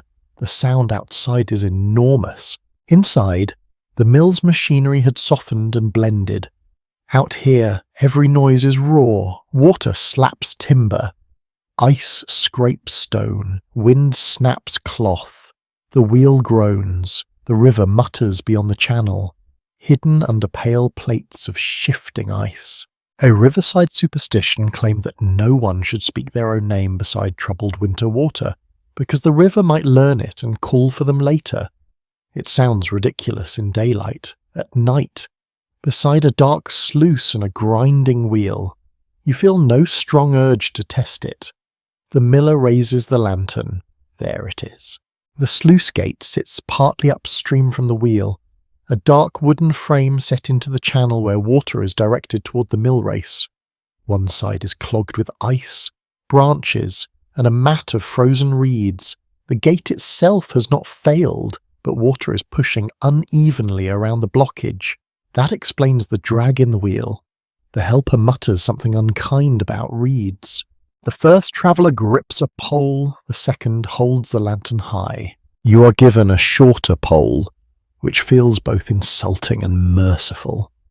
The miller points to the blockage and explains with gestures more than words. Nobody is to step onto the ice. Nobody is to lean too far over the channel. Nobody is to stand between the pole and whatever breaks loose. Medieval safety training, apparently, is mostly a series of warnings delivered while standing near the thing that can kill you. You plant your boots in the snow. The miller hooks a branch and pulls. It resists. The helper adds his pole. The travellers brace themselves. You push where you are told. For a moment nothing moves. Then the whole mass shifts with a wet crack. Water surges through the gap. Everyone steps back. The wheel jolts, then turns more freely. Not enough. More ice remains jammed against the side. The miller leans in again. The available records do not give a complete picture of how often ordinary millers performed emergency repairs in storms, because such moments were rarely written down unless damage, lawsuits, or payments followed. But mills required constant attention, and the people who ran them must have spent countless undocumented hours doing exactly this kind of cold, practical work. You push again, your pole slides against ice. The shock travels through your arms. Your gloves are already wet. Your breath comes fast in the lantern light. This is not heroic work. It is awkward, cold, and repetitive. The kind of labour that makes legends wisely look elsewhere. Another branch comes loose. The first traveller drags it aside. The helper kicks snow over a slick patch near the channel. The second traveller warns that the ice is moving. The miller says something short. Everyone pauses. A dark piece of broken ice, broad as a shield, slides beneath the crust and knocks against the gate. The impact shudders through the frame. The wheel hesitates. Then the piece twists, dips, and passes under the flow. The wheel catches again, turns more evenly. No one cheers. Cheering would require spare breath. The miller studies the gate for several long moments. Snow gathers on his shoulders. Lantern light cuts across his flower-pale beard, now damp with storm. At last he nods. That nod feels like sunrise, though sunrise is still far away. The blockage is not gone completely, but the water can pass. The wheel is safe enough. For now, there it is again. For now, winter refuses permanent promises. You all return toward the door slowly, each step careful. The mill appears almost golden ahead, light leaking through cracks, smoke torn sideways from the chimney. You understand now why that glow had seemed so miraculous when you first arrived. It is not simply warmth. It is people holding back darkness with tools, habit, and stubbornness. Inside, the miller's wife waits with the door open. Heat pours out. You step across the threshold with numb fingers, wet boots, and a new respect for anyone who ever said, "I only need to check the gate," as if that were a simple errand. The bolt slides shut behind you. The storm remains outside. The wheel settles into a smoother rhythm, and the room, with its fire, flour, sacks, blankets, and tired faces, feels more precious than any grand hall could ever hope to be. When you step back into the warmth of the mill, your first sensation is not comfort. It is steam. Steam rises from your cloak. Steam curls from your gloves. Steam drifts from the shoulders of the travellers and the helper as everyone crowds near the hearth. The room briefly resembles a gathering of exhausted dragons, all breathing visible clouds into the firelit air. The miller's wife takes one look at the dripping group and immediately begins rearranging the space. Wet cloaks here, boots there. Do not leave that by the flour. Move that away from the sacks. No, not there either. The authority of a person who manages a working household is a remarkable thing. Nobody argues, not even the miller. Especially not the miller. You hang your cloak where directed and stretch your hands toward the flames. They ache as warmth returns. Your fingertips tingle. Your boots feel heavier than before, carrying traces of snow, mud, ice, and several poor decisions. The wheel continues turning outside, smoother now. The repair has helped. The miller's attention remains fixed on the sound for a few moments. Only when he is satisfied does he finally sit down. The room exhales. For the first time since the crack from the river, nobody appears ready to leap toward the door. The travellers return to their places near the hearth. The helper wraps a blanket around their shoulders again and mutters that winter should be shorter. No one disagrees. A small smile passes around the room. The miller's wife places another log on the fire. Its surface hisses slightly as remaining moisture escapes. The flames brighten. Orange light rolls across sacks, beams, tools, and faces. You notice the flour again. It is everywhere. After hours inside the mill, it has become almost invisible through familiarity, yet now illuminated by the fresh firelight. The pale dust seems to float through every corner of the room. It gathers on shelves. It rests on rafters. It softens the edges of tools. It clings to sleeves and hair. Even the travellers now wear traces of it. Nobody enters a mill for long without becoming part flour. You mention this quietly. The helper laughs. By morning you'll be half-bred yourself. The miller's wife snorts. The travellers grin. It is the first, truly light moment of the evening. Life inside a working mill involved constant contact with grain dust. The people who lived and worked in such places could hardly avoid it. Flour settled onto clothing, equipment, furniture, and skin. It became part of daily existence in much the same way that smoke became part of life around hearths. The helper brushes white powder from her sleeve. It immediately returns from somewhere. Victory proves temporary. The fire pops. For a brief moment, a few sparks leap upward. The miller's wife watches them carefully. Then she reaches for a small wooden bucket standing nearby. You notice several similar buckets positioned around the room. That catches your attention. The traveller nearest you notices as well. The miller's wife sees both of you looking. "Flour burns," she says simply. The room falls quiet. "It is not news to the household. It is news to you," she explains. Not dramatically, not as a frightening tale, just practical knowledge. Dry flour floating in air can catch fire far more easily than most people expect. Nobody in the room speaks of explosions. Nobody uses technical language. Yet everyone clearly understands that fire and flour require respect. You suddenly become much more appreciative of those buckets. The miller's wife notices your expression. That earns another small smile. There is a certain satisfaction in watching newcomers discover dangers they had never considered. Some mill workers pass down warnings about open flames near heavy flour dust long before anyone could fully explain the science involved. Experience often teaches lessons before theory arrives. If enough people observe a problem over generations, practical wisdom tends to develop.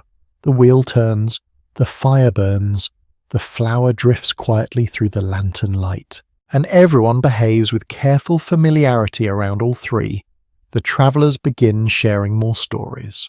Not road reports this time. Personal stories. One describes a stubborn mule that refused to cross a bridge unless someone walked backward ahead of it. The other claims this is completely true. Nobody believes him. The argument becomes friendly. The helper contributes a tale about a rooster that spent an entire summer attacking reflections in a rain barrel. The miller remains skeptical. His wife appears unsurprised. You begin to suspect every village possesses at least one animal famous for poor judgment. Outside, wind brushes against the walls again, softer now. Or perhaps the mill simply feels stronger. The repaired sluice has improved everyone's mood. The wheel sounds healthier. The room sounds calmer. Even the storm seems farther away. Not gone, just distant. The helper eventually rises and walks toward the grinding area. Curious, you follow. The millstones continue their slow work. The grain feed has been reduced almost to nothing, yet the machinery still moves. The helper lifts a small wooden panel, allowing you a glimpse of meal collecting below. Fresh flour gathers in pale drifts, warm, dry, soft as powder. It smells faintly sweet. You dip a finger carefully. The helper laughs. Apparently everyone does that eventually. The flour feels finer than you expected. The stonework is precise. Generation after generation of millers learned how to adjust grinding surfaces, maintain machinery, and produce consistent results. Looking at the smooth meal collecting beneath the stones, you realize how much skill hides behind something as ordinary as bread. The miller joins you briefly. He runs a pinch of flour between finger and thumb, then nods, satisfied. The entire inspection takes only seconds, yet it carries the weight of long experience. No speech, no explanation, just touch. Assessment, decision. The travellers remain by the fire. The miller's wife has begun preparing sleeping arrangements. Blankets emerge from chests. Straw mattresses are adjusted. Space is negotiated carefully. The room grows quieter again, not from tension, from fatigue. The long day is finally winning. A childhood warning remembered by one of the travellers surfaces during conversation. His grandmother used to insist that mills stayed awake after midnight even when the people inside slept. The helper immediately points out that tonight the mill literally is staying awake. The wheel continues, the river continues, the building continues. The story earns approving nods. Perhaps that is why such sayings survive. They contain just enough truth. You settle near your assigned place. The fire glows lower. The travellers wrap themselves in blankets. The helper curls up near the hearth. The miller's wife performs one last inspection of the room. The miller listens one final time to the wheel. Satisfied, he sits outside. Snow drifts across the frozen waterway. Inside, warm flour, firelight, and tired voices gradually surrender to sleep. And above the steady murmur of turning machinery, The old mill continues its patient labour through the winter darkness, carrying grain toward bread and carrying all of you gently toward rest. The fire has settled into a deep orange glow by the time everyone finally accepts that the day is over. Or at least as over as it can be in a working mill. The wheel still turns, the river still moves, the storm still wanders through the darkness outside, yet human beings have reached their limit. Blankets of one, you stand and stretch carefully. Every muscle reminds you about the river road, the frozen ruts, the hours spent walking through snow, and the less than heroic struggle with branches and ice at the sluice gate. Your body feels heavy now, pleasantly heavy, as though gravity itself has become thicker. The miller's wife gestures toward the loft. That, apparently, is where you will sleep. You glance upward. A ladder rises through an opening in the ceiling toward a shadowed space above the main floor. Earlier you noticed only the smell drifting down from it. Now, with a lantern in hand, you can finally explore. The helper accompanies you part way, not because guidance is necessary, because someone needs to carry another blanket. And perhaps because they are curious whether you will strike your head on the beams. The odds are not in your favour. You climb. The ladder creaks softly. The warmth of the hearth fades with each rung. Not completely, but enough to notice. The air grows cooler. The smell changes too. Below, the mill smells of smoke, food, damp wool, and people. Above, it smells of grain, dry grain, and stored grain. A scent somewhere between earth, straw, and bread waiting to happen. You pull yourself into the loft. The space is larger than expected. Rows of sacks occupy much of the floor, stacked in orderly clusters. Heavy beams cross overhead. Some are so low that even in the dim lantern light you instinctively duck. Straw has been spread in several areas. A few blankets rest nearby, ready for use. The ceiling follows the steep angle of the roof. Snow presses above it. You cannot see the snow, of course, but you sense it. The winter world sits only a layer of timber away. Many rural buildings used loft spaces for storage because dry elevated areas protected valuable goods from moisture, animals, and accidental damage. Grain represented wealth, food, seed for future planting, and security against hardship. Keeping it safe mattered enormously. You move carefully between the sacks. Each one carries a slightly different smell. Some contain wheat, others rye, others oats. At least that is your best guess. The differences are subtle. The loft feels almost peaceful. Almost. Then you notice the sound, the mill stream, not the wheel, not the gears, the water itself, from this height, with fewer voices and less activity surrounding you. The river becomes easier to hear, somewhere beneath the floor and beyond the wall. Water slides through darkness. Its voice rises through the building in a constant murmur, not loud, persistent, like someone speaking quietly in another room. You set down your blanket. The helper places theirs nearby. You get used to it, they say. You suspect that is true. Then they climb back down, leaving you alone with the grain. For a moment you simply stand there. The lantern casts long shadows between the sacks. Dust drifts through the light. The roof beams creak occasionally as wind pushes against the structure. The loft feels strangely separate from the rest of the world. A little kingdom above another kingdom. A forgotten corner suspended between river and roof. An old countryside belief suggested that grain stored through winter liked quiet company. Children were sometimes warned not to shout among stored sacks because the harvest should be allowed to rest. Whether anyone genuinely believed grain cared about noise is impossible to know, yet standing here among the sleeping harvest, silence feels appropriate. You settle onto the straw. It is not luxurious. No reasonable person would mistake it for luxury. Still, after a day on frozen roads, it feels remarkably welcoming. The blanket is rough. The straw shifts beneath your weight, A sack nearby serves as a surprisingly acceptable backrest. You arrange yourself carefully, then listen. The sounds reach you differently here. Below, the wheel turns, the machinery vibrates through beams and supports. The river whispers beneath everything, wind brushes across the roof. Now and then snow slides somewhere overhead with a soft rushing sound. The building feels alive from every direction. No single noise dominates. Together they create a strange harmony. You close your eyes briefly, open them again.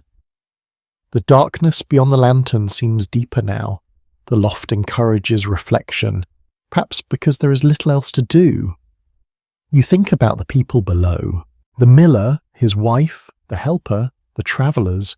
Just this morning you knew none of them existed. Now their voices, habits, and concerns feel familiar. A roof can accomplish that. Shared storms can accomplish it even faster.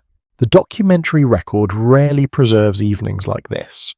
Historians often reconstruct rural life through legal disputes, tax records, inventories, and surviving buildings. Yet somewhere behind every surviving document existed countless ordinary nights filled with tired workers, small conversations, creaking timbers, and people trying to get comfortable before morning. You imagine how many winters this loft has witnessed, how many sacks have passed through, how many storms have rattled the roof, how many travellers have found shelter here. The answer is impossible to know. The building remembers more than any record ever could. A faint rustling interrupts your thoughts. You sit up, the sound comes again, soft, brief, moving somewhere among the sacks. Your imagination immediately begins producing possibilities. Bandits, spirits, river ghosts, hidden mill monsters. The actual answer appears moments later. A mouse. Tiny, quick, completely unimpressed by human drama. It disappears into darkness. You relax. The mouse probably owns part of the loft anyway. Life around stored grain inevitably attracted small animals despite everyone's best efforts. Cats, traps, careful storage practices, and vigilant households helped, but complete victory remained unlikely. Wherever food exists, competition eventually arrives.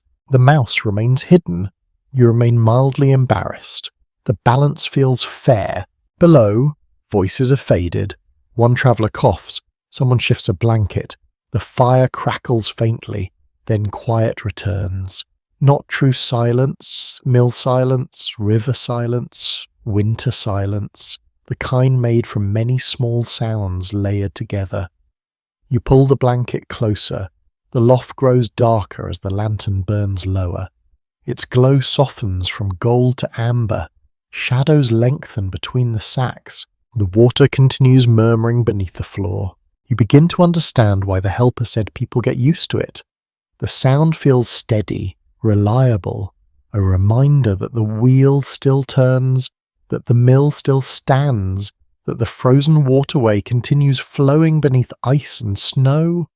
And as sleep edges closer, you lie among the stored harvest, suspended above the mill stream, listening to winter move quietly through timber, grain, and darkness. Sleep does not arrive all at once. It comes in small waves. First your shoulders soften, then your jaw loosens, then the straw beneath you stops feeling scratchy and begins feeling almost kind, which is how you know exhaustion has become generous. The loft remains dark around you. Only the faintest glow from below reaches the upper beams, a low amber shimmer rising through gaps in the floorboards. It touches the edges of sacks and leaves the rest in shadow. The stored grain forms quiet shapes around you, rounded and still, like animals resting in a wee winter barn. The lantern beside you is nearly burned down. You consider blowing it out, then decide the flame may finish its little life without your assistance. This is not laziness. This is historical conservation of effort. Below, the mill continues. The wheel turns through black water. The gears answer. The stones whisper. The river murmurs beneath ice. The storm has become less sharp in your hearing. It no longer attacks the walls in your mind. It simply moves around the building, occasionally pressing close, then drifting away again. You close your eyes immediately. The mill grows larger, without sight. Every sound expands. The wheel becomes a slow turning moon. The gears become wooden teeth, chewing time. The stones become two ancient hands rubbing grain into softness. The river becomes a hidden creature breathing beneath the floor. You drift, not asleep, not awake, somewhere between, in that half place. Memories from the evening begin rearranging themselves. The road returns first, snow on your shoulders, frozen mud under your boots, the mill appearing through darkness like a promise someone almost forgot to keep. Then comes the door opening, the rush of heat, the smell of flour and smoke, the miller's eyes measuring you, the bowl of pottage, the travellers stumbling in from the storm, the crack beneath the ice. All of it circles slowly, like the wheel outside. People in medieval households would have known this kind of broken sleep well. Night was often shaped by fires that needed tending, animals that stirred, weather that threatened, and work that began before dawn. The idea of a sealed private bedroom, silent and separate from labour, would have felt strange in many rural settings. Sleep lived near tools, food, family, smoke, and obligation. You turn onto your side, the blanket pulls against your shoulder, a little straw pokes your wrist, a sack of grain presses gently against your back. Oddly reassuring. It does not judge your sleeping posture, very polite of it. Below, someone coughs softly, then silence returns. The mill's rhythm begins to enter your dreams before you are fully dreaming. You see water, not the river exactly. Not a wider waterway, dark and silver beneath a moon you never saw tonight. Ice floats across it in quiet plates. Each plate carries a tiny lantern. The lanterns drift past the mill, one by one, like messages from villages upstream. You try to read them. They're made of grain. Of course they are. Dream logic has never respected accounting. The wheel turns. Instead of paddles, it has loaves of bread around its rim. Each loaf dips into the water and rises steaming, perfectly baked, somewhere. The miller's wife tells you not to waste them, somewhere else. The helper says you are half bread now, and in the dream this seems like a serious medical condition. A sleepy laugh escapes you. You wake just enough to hear yourself. Then you sink again. Among some rural communities, dreams near mills were said to carry messages because water, grain, and turning wheels all suggested change. One person might claim a dream of clear water meant good weather. Another might say muddy water warned of quarrels. Whether such interpretations belong to old traditions or were invented whenever someone woke with a strange story is hard to separate. People have always enjoyed giving dreams a little more responsibility than they deserve. Your dream shifts. Now you stand beside the sluice gate again, but there is no storm. The night is calm. The river is frozen smooth, and beneath the ice you can see fish swimming in candlelight. They move slowly, as though attending church.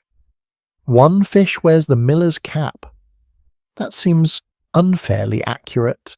Then the ice cracks, not dangerously or musically. The cracks spread in patterns like writing. You lean closer. The marks become tally notches. Each line records something impossible. One notch for each snowflake. One notch for each grain of rye. One notch for each person who ever slept beneath this roof. You try to count them. You fail almost immediately. This also feels accurate. The wheel turns behind you. But in the dream it is enormous, rising higher than the mill, higher than the trees, higher than the winter clouds. It does not frighten you. It simply turns, patient and slow, lifting darkness and lowering light.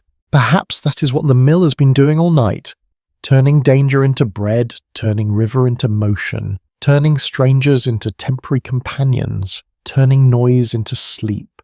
Modern historians approach dreams and folklore carefully, because written sources rarely reveal how ordinary people privately understood their own nighttime imaginings. A preacher might condemn certain beliefs. A legal record might mention charms or omens. A household tale might survive only centuries later in altered form. The truth probably varied from valley to valley, hearth to hearth. Sleeper to sleeper, you drift deeper.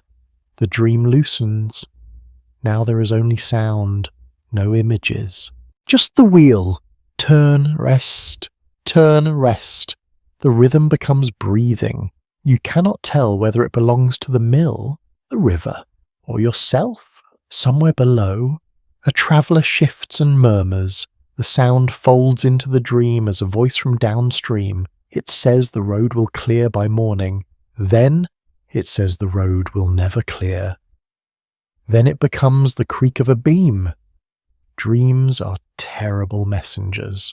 Honestly, very poetic, not reliable. You wake again briefly. The loft is colder now. The fire below must have burned lower. You pull the blanket closer around your chin and tuck your hands inside its rough warmth. Your breath is not visible, but the air has sharpened. The grain sacks remain still. The roof creaks once under snow. The mouse, if it is nearby, keeps a respectful distance. Perhaps it has its own tiny blanket somewhere. History does not confirm this, but one hopes. You listen for the wheel. Still turning. Good. You listen for voices. None. Good. You listen for the river cracking again, nothing beyond its low murmur. Better. Your eyes close. The final layer of waking thought thins until it is almost transparent. The mill becomes less a place and more a cradle of repeated sounds. The wheel outside lifts water from the frozen channel. The gears inside pass motion from tooth to tooth. The stones turn in their casing. The sacks breathe their dry grain smell into the dark. The storm, tired of being dramatic, settles into a distant hush around the roof. And you, tucked among the stored harvest above the mill stream, let your dreams circle gently with the wheel, round and round, carrying you farther from the cold road and deeper into the warm, flower-dusted sleep of the medieval winter night. You wake before dawn, not because you are rested, not because you plan to, because something below is already moving. For a few confused moments, you lie still among the grain sacks and try to understand where you are here. The dream of turning wheels and glowing rivers has not fully released its grip. The darkness overhead looks unfamiliar. The blanket smells faintly of straw and smoke. The air carries the dry scent of stored grain. Then the sound reaches you. Footsteps, voices, wood being moved, the mill, memory returns, the frozen river, the storm, the travellers, the wheel. You blink several times and sit up. The loft is dim, but no longer completely dark. A faint grey glow has begun creeping through tiny gaps beneath the roof. Dawn has not arrived. It's only considering the idea. Below, activity continues. You pull the blanket aside and immediately regret exposing yourself to the cold. The air upstairs has sharpened considerably during the night. Your breath appears in pale clouds. Winter has reclaimed territory while you slept. Somewhere below, the helper yawns loudly enough to reach the loft. That makes you feel better. If everyone is tired, you're participating correctly. You climb down the ladder carefully. The main room looks transformed. The fire has been revived. Fresh wood crackles in the hearth. Lanterns still glow, though less brightly than before. The travellers are awake. The miller's wife is already working. Most impressively, the miller appears to have been awake for hours, despite all available evidence suggesting that humans should occasionally rest. A pot hangs over the fire once again. The smell of warming porridge drifts through the room. Outside, the storm has weakened, not disappeared. Weakened. The difference feels enormous. Light seeps through the shutters, not sunlight, just morning in. The helper hands you a cup without speaking. You accept it immediately. The contents are warm. That is all you require at present. Nobody in the room behaves as though waking before sunrise is unusual. Work begins when work begins. The wheel does not care about comfortable schedules, neither does winter. The miller is already preparing tools, a wooden shovel, a pole, a hatchet, a coil of rope. The collection inspires very little confidence. You have noticed that whenever people assemble tools before breakfast, interesting problems tend to follow. The helper notices your expression. Ice. They explain. That single word answers everything. The wheel survived the night. The sluice survived the night. The river survived the night. Now comes inspection. The miller's wife sets bowls on the table. Breakfast is simple. Warm porridge, a little bread. Nothing extravagant. Nobody complains. The food disappears quickly. Hunger remains reliable. As you eat, the travellers discuss their cart, the drifted road, the lame mule, the possibility of recovering everything later in the day if conditions improve, the possibility of not recovering anything until tomorrow. Neither option sounds appealing. Still, daylight helps. Problems feel smaller when visible. A saying the helper learned from an elderly fisherman comes up during breakfast. Never trust winter before noon. The travellers laugh. The miller nods. Apparently this qualifies as wisdom. The helper looks pleased. You suspect the fisherman would be delighted to know his advice survived into another cold morning. Breakfast ends. The miller stands. Everyone else follows. But there seems to be an unspoken rule that once the miller starts moving, the day officially begins. You step outside. The cold strikes again, though less violently than during the night. The sky has become a pale blanket of cloud stretching across the river valley. Snow covers everything. The world appears quieter after the storm's fury. The mill itself looks different in daylight, less mysterious, more impressive. The wheel stands beside the building, coated with patches of ice and frost. Snow rests on beams, railings, and roof lines. Smoke rises steadily from the chimney. The river remains partly hidden beneath frozen sheets, though dark water still moves through openings in the ice. The miller leads the inspection. Everyone follows. The wheel turns slowly. The repaired sluice continues functioning. The channel remains clear enough, for now. Nature and engineering have reached a temporary agreement. You walk along the edge of the mill race. Fresh snow crunches beneath your boots. The air smells clean, sharp, cold enough to sting the nose. The helper uses a pole to break thin ice forming near the channel edges. The motion appears practiced, not dramatic, just another morning task. Watching them work, you realise how much maintenance hides behind ordinary survival. Nothing in the mill simply continues by itself. Every beam, gate, rope, tool, and channel receives attention sooner or later. The travellers assist where they can.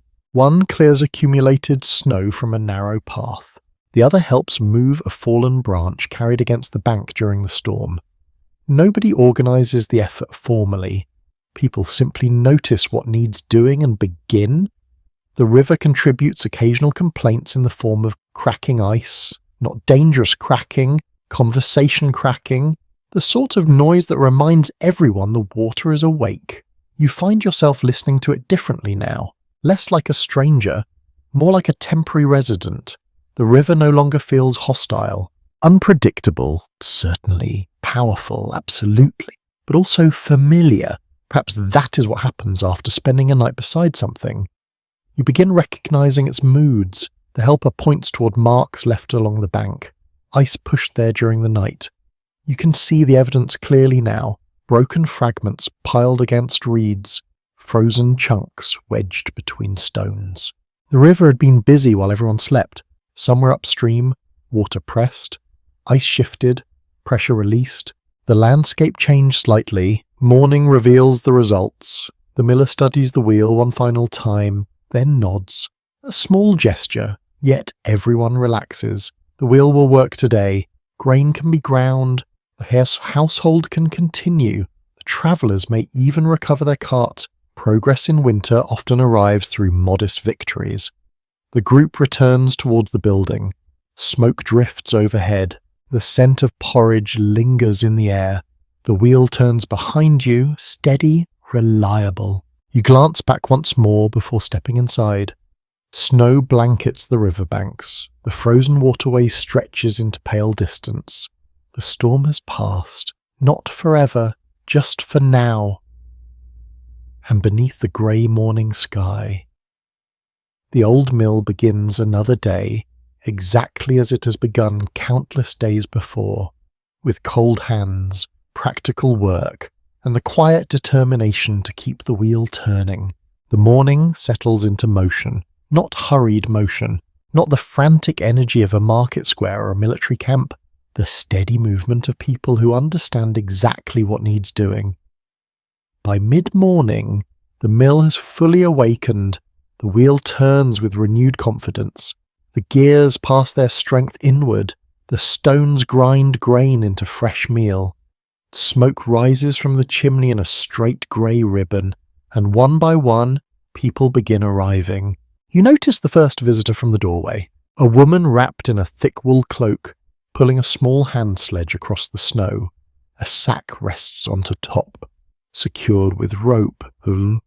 Her boots leave deep tracks in the fresh white covering. Behind her comes an older man carrying grain across one shoulder. Later arrives a boy leading a donkey, then another woman, then two brothers arguing cheerfully before they even reach the door. The road has come alive again, and winter may slow people. It rarely stops them entirely. The travellers from the previous night watch from near the hearth as new arrivals step inside, stamp snow from their boots, and immediately begin exchanging news. The mill becomes louder, not dramatically. Naturally, conversations overlap, questions are asked, answers are shared, weather is discussed with the seriousness normally reserved for royal politics. The bridge near the chapel receives several mentions. The drifted bend in the road receives even more. Someone's sheep escaped a pen. Someone else's roof survived unexpectedly. A cartwheel cracked. A barrel froze. A dog disappeared and then returned as though nothing had happened. The river community is reconnecting after the storm. You quickly realize that grain is only part of what people bring here. They bring information, they bring concerns, they bring curiosity. The sacks on their shoulders matter. The stories matter too. A woman sets down her grain and immediately asks the miller's wife whether the travellers found the road passable beyond the bend. Before anyone can answer, an older man offers his own opinion despite not having travelled that route in days. This appears perfectly acceptable. The helper leans toward you. Everyone knows everything here. The statement feels slightly exaggerated. Then you listen longer. Perhaps not. Many rural communities depended on regular gathering points where people crossed paths throughout the year. A working mill naturally encouraged such meetings. Grain needed processing. People needed news. The two often arrived together. The first traveller finally begins describing conditions upstream. Instantly he acquires an audience, not a formal audience, a milling audience, meaning several people continue working while listening carefully. Grain is measured, sacks are tied, tools are moved, yet every ear remains available. The traveller explains the damaged cart, the blocked drift, the shifted ice, the road conditions. By the time he finishes, half the room possesses a slightly different version of the story, and all of them are certain theirs is the accurate one. The miller's wife suppresses a smile. Apparently this process is familiar. Near the grinding area, a young boy watches the machinery with complete fascination. He stares at the gears, the wheel, the chute, the flowing grain, everything. You recognize the look. It is the expression of someone wondering how a building can eat grain and produce flour. The helper notices too. Soon an informal explanation begins. The boy receives a demonstration involving gestures, imaginary kernels, and great enthusiasm. Whether he understands every detail remains uncertain. He appears delighted regardless. The wheel gains another admirer. One elderly visitor arrives carrying less grain than expected. You notice the careful way the miller handles the sack. No questions, no embarrassment, no public comments, just a brief nod and ordinary treatment. Small acts of dignity matter, especially in difficult seasons. The room fills with the smells of winter clothing warming by the fire. Wet wool, leather, smoke, fresh flour, cold air slipping in whenever the door opens. The combination is strangely comforting. The mill feels alive in a different way than it did during the night. Then it was a refuge, now it is a crossroads, a place where separate lives briefly intersect. A local joke passes through the room about a farmer who trusts weather predictions made by his goose. Nobody can confirm whether the goose has ever been correct. That detail does not seem important. The joke survives anyway. People laugh. The farmer, fortunately absent, is unable to defend himself. The helper claims the Zeus performed better than certain neighbours. This receives additional laughter. The wheel continues turning. Business continues. Life continues. The travellers begin discussing plans to recover their car. Several villagers immediately offer suggestions. Some suggestions appear practical.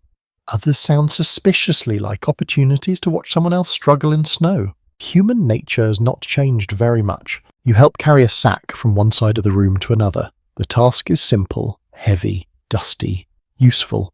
By now the mill no longer feels like someone else's building. You know where the storage area sits. You know which beam creaks. You know where the firewood is stacked. You know the rhythm of the wheel. Familiarity arrives quickly when people work together. A woman collecting flour pauses to look toward the river. Looks calmer. The miller glances outside. Looks calmer. The distinction matters. Several people nod. No further explanation seems necessary. Winter rivers have earned a reputation for surprises. Confidence remains cautious. The morning brightens slightly. Clouds thin. Weak sunlight filters through the overcast sky. It touches the snow outside, turning the landscape from grey-white to silver-white. The change lifts everyone's mood, not dramatically, just enough. A little sunlight after a storm feels larger than its actual size. Children notice first, adults pretend not to. The miller's wife distributes cups of warm drink to several visitors waiting for their grain. Nobody lingers too long. Work remains waiting elsewhere. Animals need bedding. Wood needs cutting. Repairs need making. Yet nobody rushes away either. For a little while, the mill serves as a centre of gravity, drawing people together before sending them back into the winter landscape. You stand near the doorway and watch another villager approach through the snow, then another, and another. Tracks cross tracks outside. Voices drift through cold air. The road that seemed abandoned yesterday now feels connected again. The storm interrupted life. It did not stop it. Inside, grain becomes flour. Outside, sunlight glints across seas. The travellers begin preparing for their own journey, back toward the stranded cart. The helper continues answering questions. The miller's wife manages the room with quiet efficiency. The miller listens constantly to the wheel, and you find yourself smiling at the ordinary miracle of it all. Not a castle, not a cathedral, not a battlefield, just a riverside mill on a winter morning. People arriving with grain, leaving with flour, carrying news in both directions, keeping a community stitched together, one conversation, one sack, and one turning wheel at a time. By late morning, the river begins to change. At first, the change is almost too subtle to notice. The mill still works, villagers still come and go, the wheel still turns through dark water edged with ice, yet something in the air has softened. The cold remains, but it no longer feels quite so sharp. The wind has dropped to a thin breath moving across the snow. The clouds begin to tear open in pale places, revealing a higher, brighter grey behind them. You stand near the doorway with your cloak wrapped around your shoulders, watching sunlight touch the frozen waterway. It does not blaze. It does not conquer. It simply arrives. A weak winter light, careful and silver, sliding across the ice into narrow bands. Wherever it falls, the river surface seems to wake by degrees. Frost dulls, snow crust loosens, thin edges begin to drip. The sound is tiny, almost private. Tick, drop, tick, drop. After the shouting storm of the night, this quiet thaw feels almost ceremonial. The helper comes to stand beside you, chewing a piece of bread and looking very serious for someone whose main task at the moment appears to be chewing. She is letting go, they say. You glance at the river. The helper means the ice, or the river, or winter, perhaps all three. No one in the yard needs an explanation. People who live beside water learn to read changes that travellers miss. The colour of a current, the shape of ice along the bank, the sound of a wheel, the way reeds lean when water rises. These are not poetic details to them, they're information. The miller steps outside and studies the channel. He has done this so often that the act looks less like inspection and more like conversation. He watches the mill race, the sluice, the wheel, the dark openings between sheets of ice. He does not smile. That may be asking too much from a miller before noon, but his shoulders ease slightly. The water is moving better. You can hear it. The wheel turns more evenly now, its rhythm stronger than during the night. The paddles dip and rise with less hesitation. Some ice remains clinging to the rim, but it looks thinner, less possessive. Every turn sheds a few bright drops. Inside, the grinding sounds steadier. The mill has found its morning voice. The travellers prepare to leave with two villagers who have offered to help recover the cart. Their cloaks are drier now. Their faces carry that mixture of worry and courage people wear when they say you have no choice but to go deal with yesterday's problem. One tests a rope, another checks a knife. Someone jokes that if the cart is buried completely, they should simply wait until spring and call it a storage shed. Everyone laughs because the alternative is thinking too much. The miller lends them a pole, not his best pole, you suspect, and still a pole. In the medieval countryside, tools moved through communities in practical ways. People borrowed, lent, repaired, improvised, and remembered who failed to return things. A useful pole, rope, sled, cart, axe, or sack could matter greatly in bad weather. No app, no delivery service, no emergency roadside assistance. Just neighbours, grudges, memory, and the hope that someone had a spare rope. The travellers thank the household. The miller nods. His wife gives them bread wrapped in cloth. The helper tells them to avoid the bend unless they enjoy being found by crows. A charming farewell. The travellers depart with their helpers, following the snow-packed track along the waterway.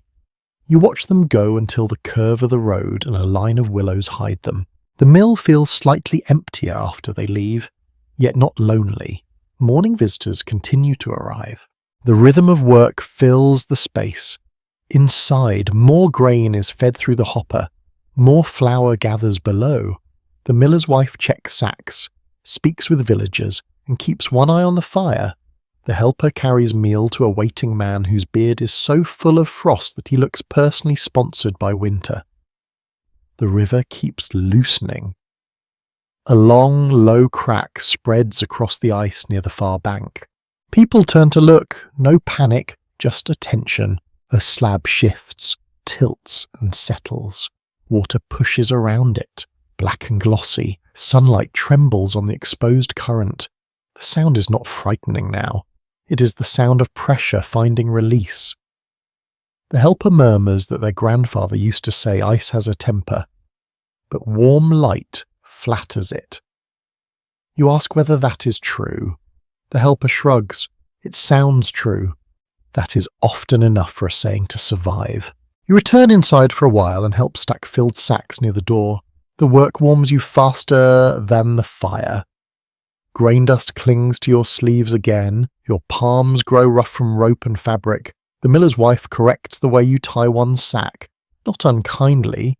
but with the patience of someone watching a person nearly insult a knot. You try again, better. Not good, better. She accepts this as progress. The millstones continue their steady hidden labour. You can feel their vibration through the floor. Yesterday, the sound seemed strange. Last night, it became hypnotic. Now, in daylight, it feels ordinary in the best possible way. You understand the mill differently. It's not just a refuge. It's not just a machine.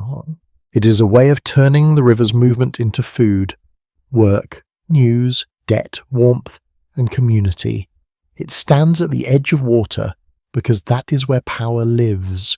Not royal power, not battlefield power.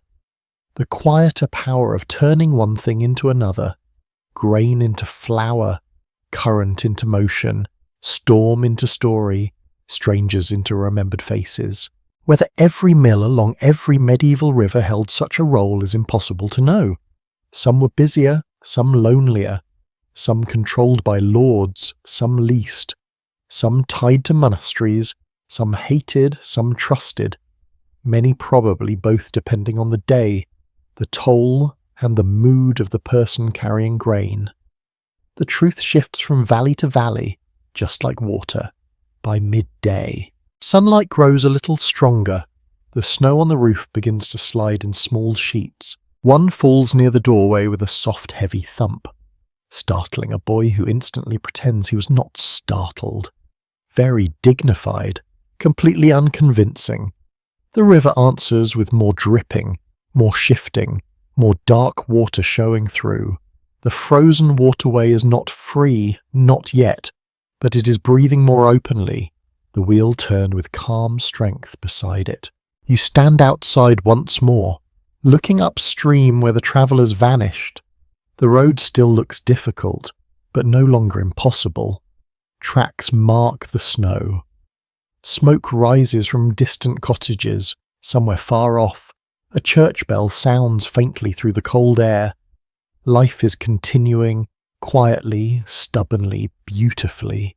Behind you, the mill hums with work. Before you, the river loosens slowly beneath winter light, and for the first time since arriving, you can imagine leaving. Not yet, but soon. By early afternoon, the decision to leave begins forming quietly inside you. Not as a sudden brave announcement, not as some grand traveller's vow beside a thawing river. It begins with small signs. Your cloak is dried enough to wear. Your boots, while still stiff and unpleasant, no longer threaten to freeze into historical artifacts around your feet. The road outside carries more tracks now. The storm has moved on. The river still mutters beneath ice, but it no longer sounds like it is trying to drag the whole valley into a private argument. You stand near the storage wall, brushing flour from your sleeve. It does not work. The flour remains. At this point, you accept it as part of your identity. You arrived as a traveller. You will leave as a lightly dusted baked good. The helper notices and grins. "Mill Mark," they say. You look down at your cloak. That is a generous name for accidental flour coverage. Still, you like it. The miller's wife has prepared a small bundle for you. Not large, not lavish. A piece of bread wrapped in cloth, a small lump of hard cheese, and a handful of meal tied into a corner of fabric. Enough to help you along the road. Enough to remind you that generosity in a place like this is rarely loud. It is measured, practical, and deeply kind. You thank her. She shrugs. The shrug says many things. Do not make a speech. Do not waste food. Do not get lost immediately after leaving. All sensible advice. Nearby, the travellers from the night before have returned, red-faced and triumphant in a modest, exhausted way.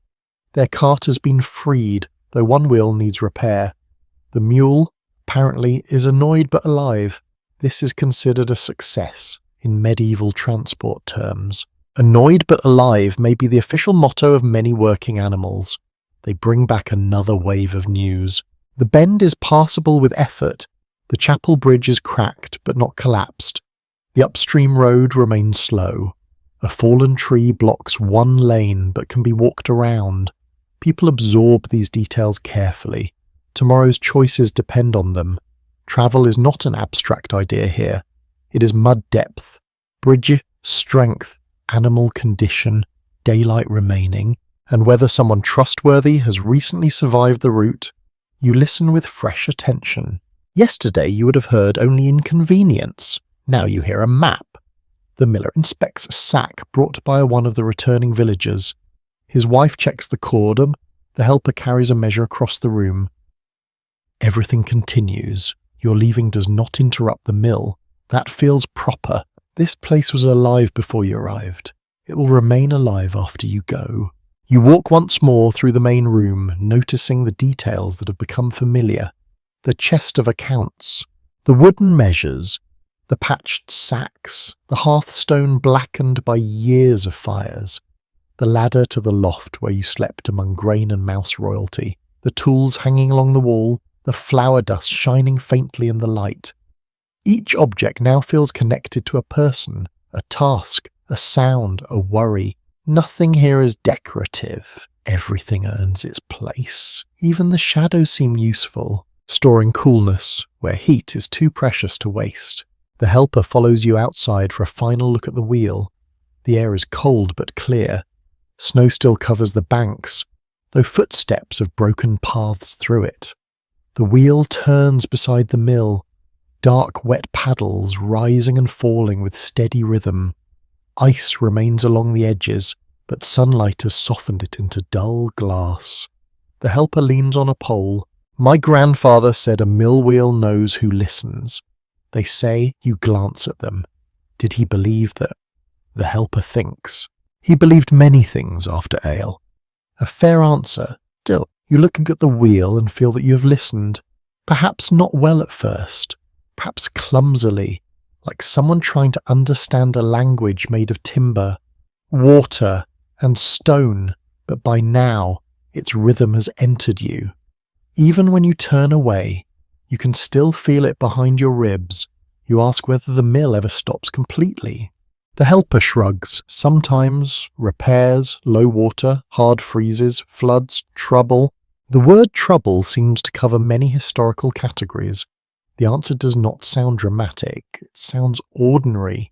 Work pauses. Work resumes. People adapt. The wheel is not magical. It is maintained.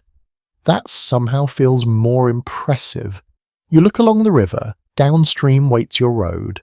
The waterway curves through white fields and dark willow branches. Patches of open water reflect the pale sky. Ice floats slowly in broken pieces, turning as it travels. It is strange to think that the same river that threatened the mill also powers it. The same current that kept you awake with cracking ice now carries light through the afternoon. Perhaps that is what living beside rivers teaches. Gratitude and caution can exist together. The miller comes outside at last. He carries nothing ceremonial. No farewell cup, no dramatic blessing, just a small wooden token pressed into your hand. It bears a simple mark, the same mark used on one of the sacks inside. He says that if anyone at the next village asks where you passed the night, you can show it, a practical proof, a small sign of connection. In a world where roads are uncertain and strangers are questioned, such things can matter. You tuck it safely away. The miller gives a nod. You return it. Some farewells are better without too many words. The miller's wife appears in the doorway, wiping her hands on her apron.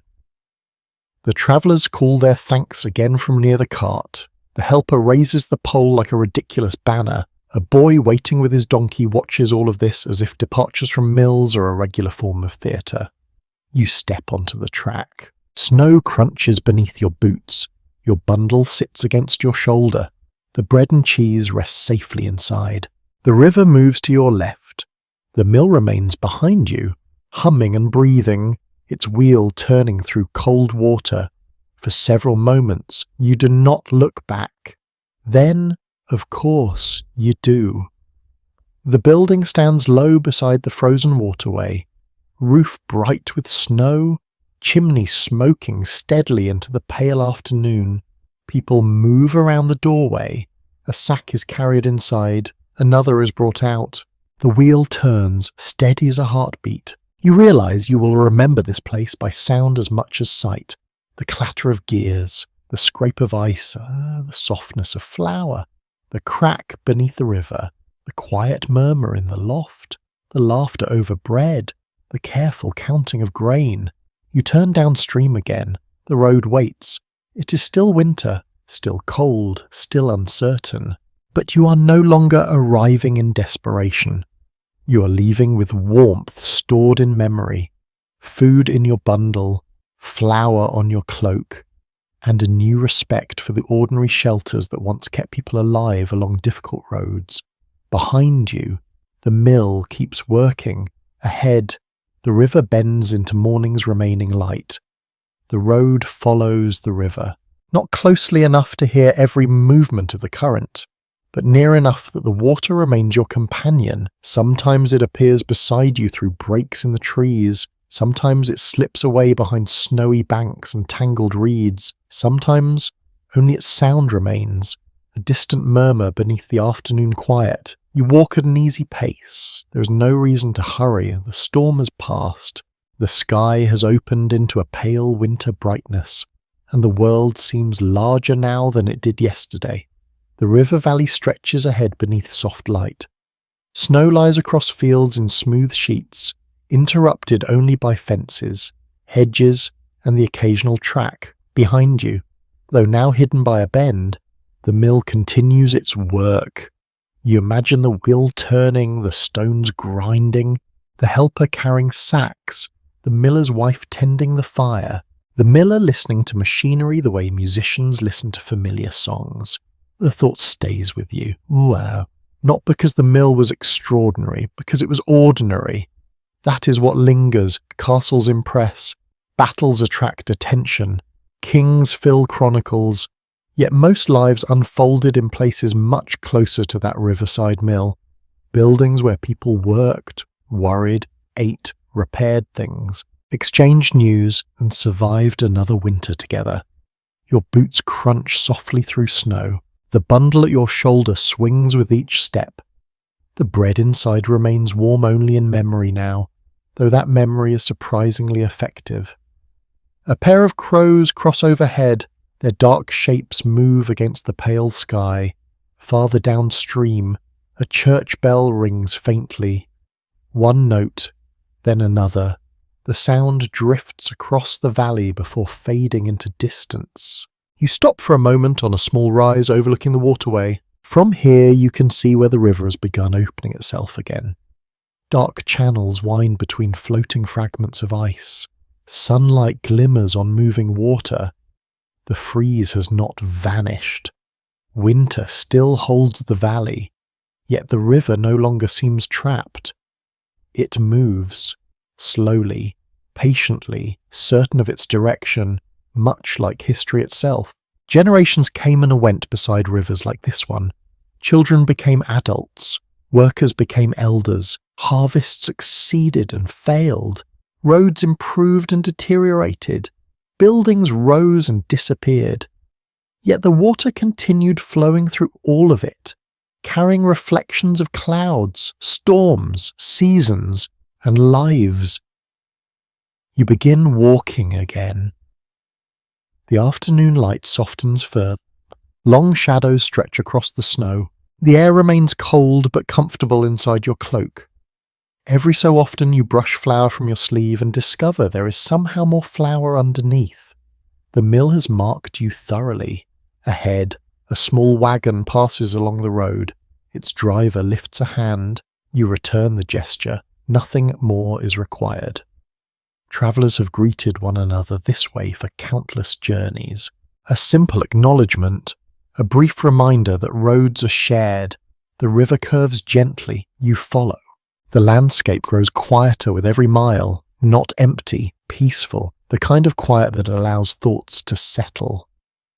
You think about the wheel again, about the strange comfort of hearing it turn through the night, about sleeping above the mill stream, about the crack beneath the ice, about the warm bowl of pottage, about strangers becoming companions for a few hours. The memories drift through your mind as gently as the current moving between broken sheets of ice. And now, as the day begins its slow descent toward evening, the story itself begins to slow. The road continues, the river continues, but your journey with the mill is nearing its end. You reach another bend and pause one final time. The water moves below. A thin breeze brushes the reeds. Snow gleams softly across distant fields. Nothing demands your attention. Nothing requires solving. Nothing needs repairing for this moment. There is only the river, only the winter light, only the steady feeling of having passed safely through a difficult night. The world seems softer now. The sharp edges of weather have faded. The noise of work has drifted behind you. Even the memory of the storm feels gentler, like something heard long ago. You continue downstream, and gradually the road becomes less important than the rhythm of your steps. Step, breath, step, breath, step, breath. The river keeps pace. The landscape unfolds quietly around you. And as afternoon slips toward evening, the final wind down settles over the story like fresh snow. The waterway glides through the valley beneath a pale sky. The remaining ice drifts lazily in slow circles. Willow branches bend over the banks, their shadows stretching across the current. The road narrows and becomes little more than a line through the winter fields. You walk without effort now, without urgency. The cold no longer feels harsh. The distance no longer feels demanding. Each breath rises gently into the still air. Each step follows naturally after the last. Behind you, far beyond sight, the mill remains where it has always been. The wheel continues turning. The fire continues glowing. The grain continues becoming flour. The ordinary work of ordinary people continues exactly as it should, and somehow that thought is comforting. The world does not depend on grand events. Often it depends on small acts repeated faithfully, a gate cleared of dice, a loaf shared with a traveller, a wheel maintained through winter, a door opened during a storm. The river moves beside you. The sound is softer now, almost like whispering, almost like breathing. You listen, and gradually the distinction between water, wind, and memory becomes harder to notice. The valley grows quieter. The sky grows gentler. The light fades towards silver. You feel warm despite the winter air, calm despite the long road, restful despite the distance still ahead. The river bends, the sea glows faintly, the world slows, and somewhere in your thoughts, the wheel turns one last time, round and round, steady and patient, carrying water, carrying grain, carrying stories, carrying you gently towards sleep. Now the road becomes softer beneath your feet. The river becomes a ribbon of silver winding through stillness. The fields rest beneath their blanket of snow. The trees stand quietly along the banks, watching the water pass as they have watched it for years beyond counting. You do not need to hurry. You do not need to arrive anywhere soon. The journey is enough. The river is enough. The memory of the mill is enough. Let the sound of the current drift farther away. Let the winter sky grow pale and distant. Let the wheel keep turning somewhere beyond sight, steady and calm. And as the valley settles into silence, allow yourself to rest there beside the water, wrapped in warmth, surrounded by peace, while the river carries the last fragments of the day gently downstream. Sweet dreams.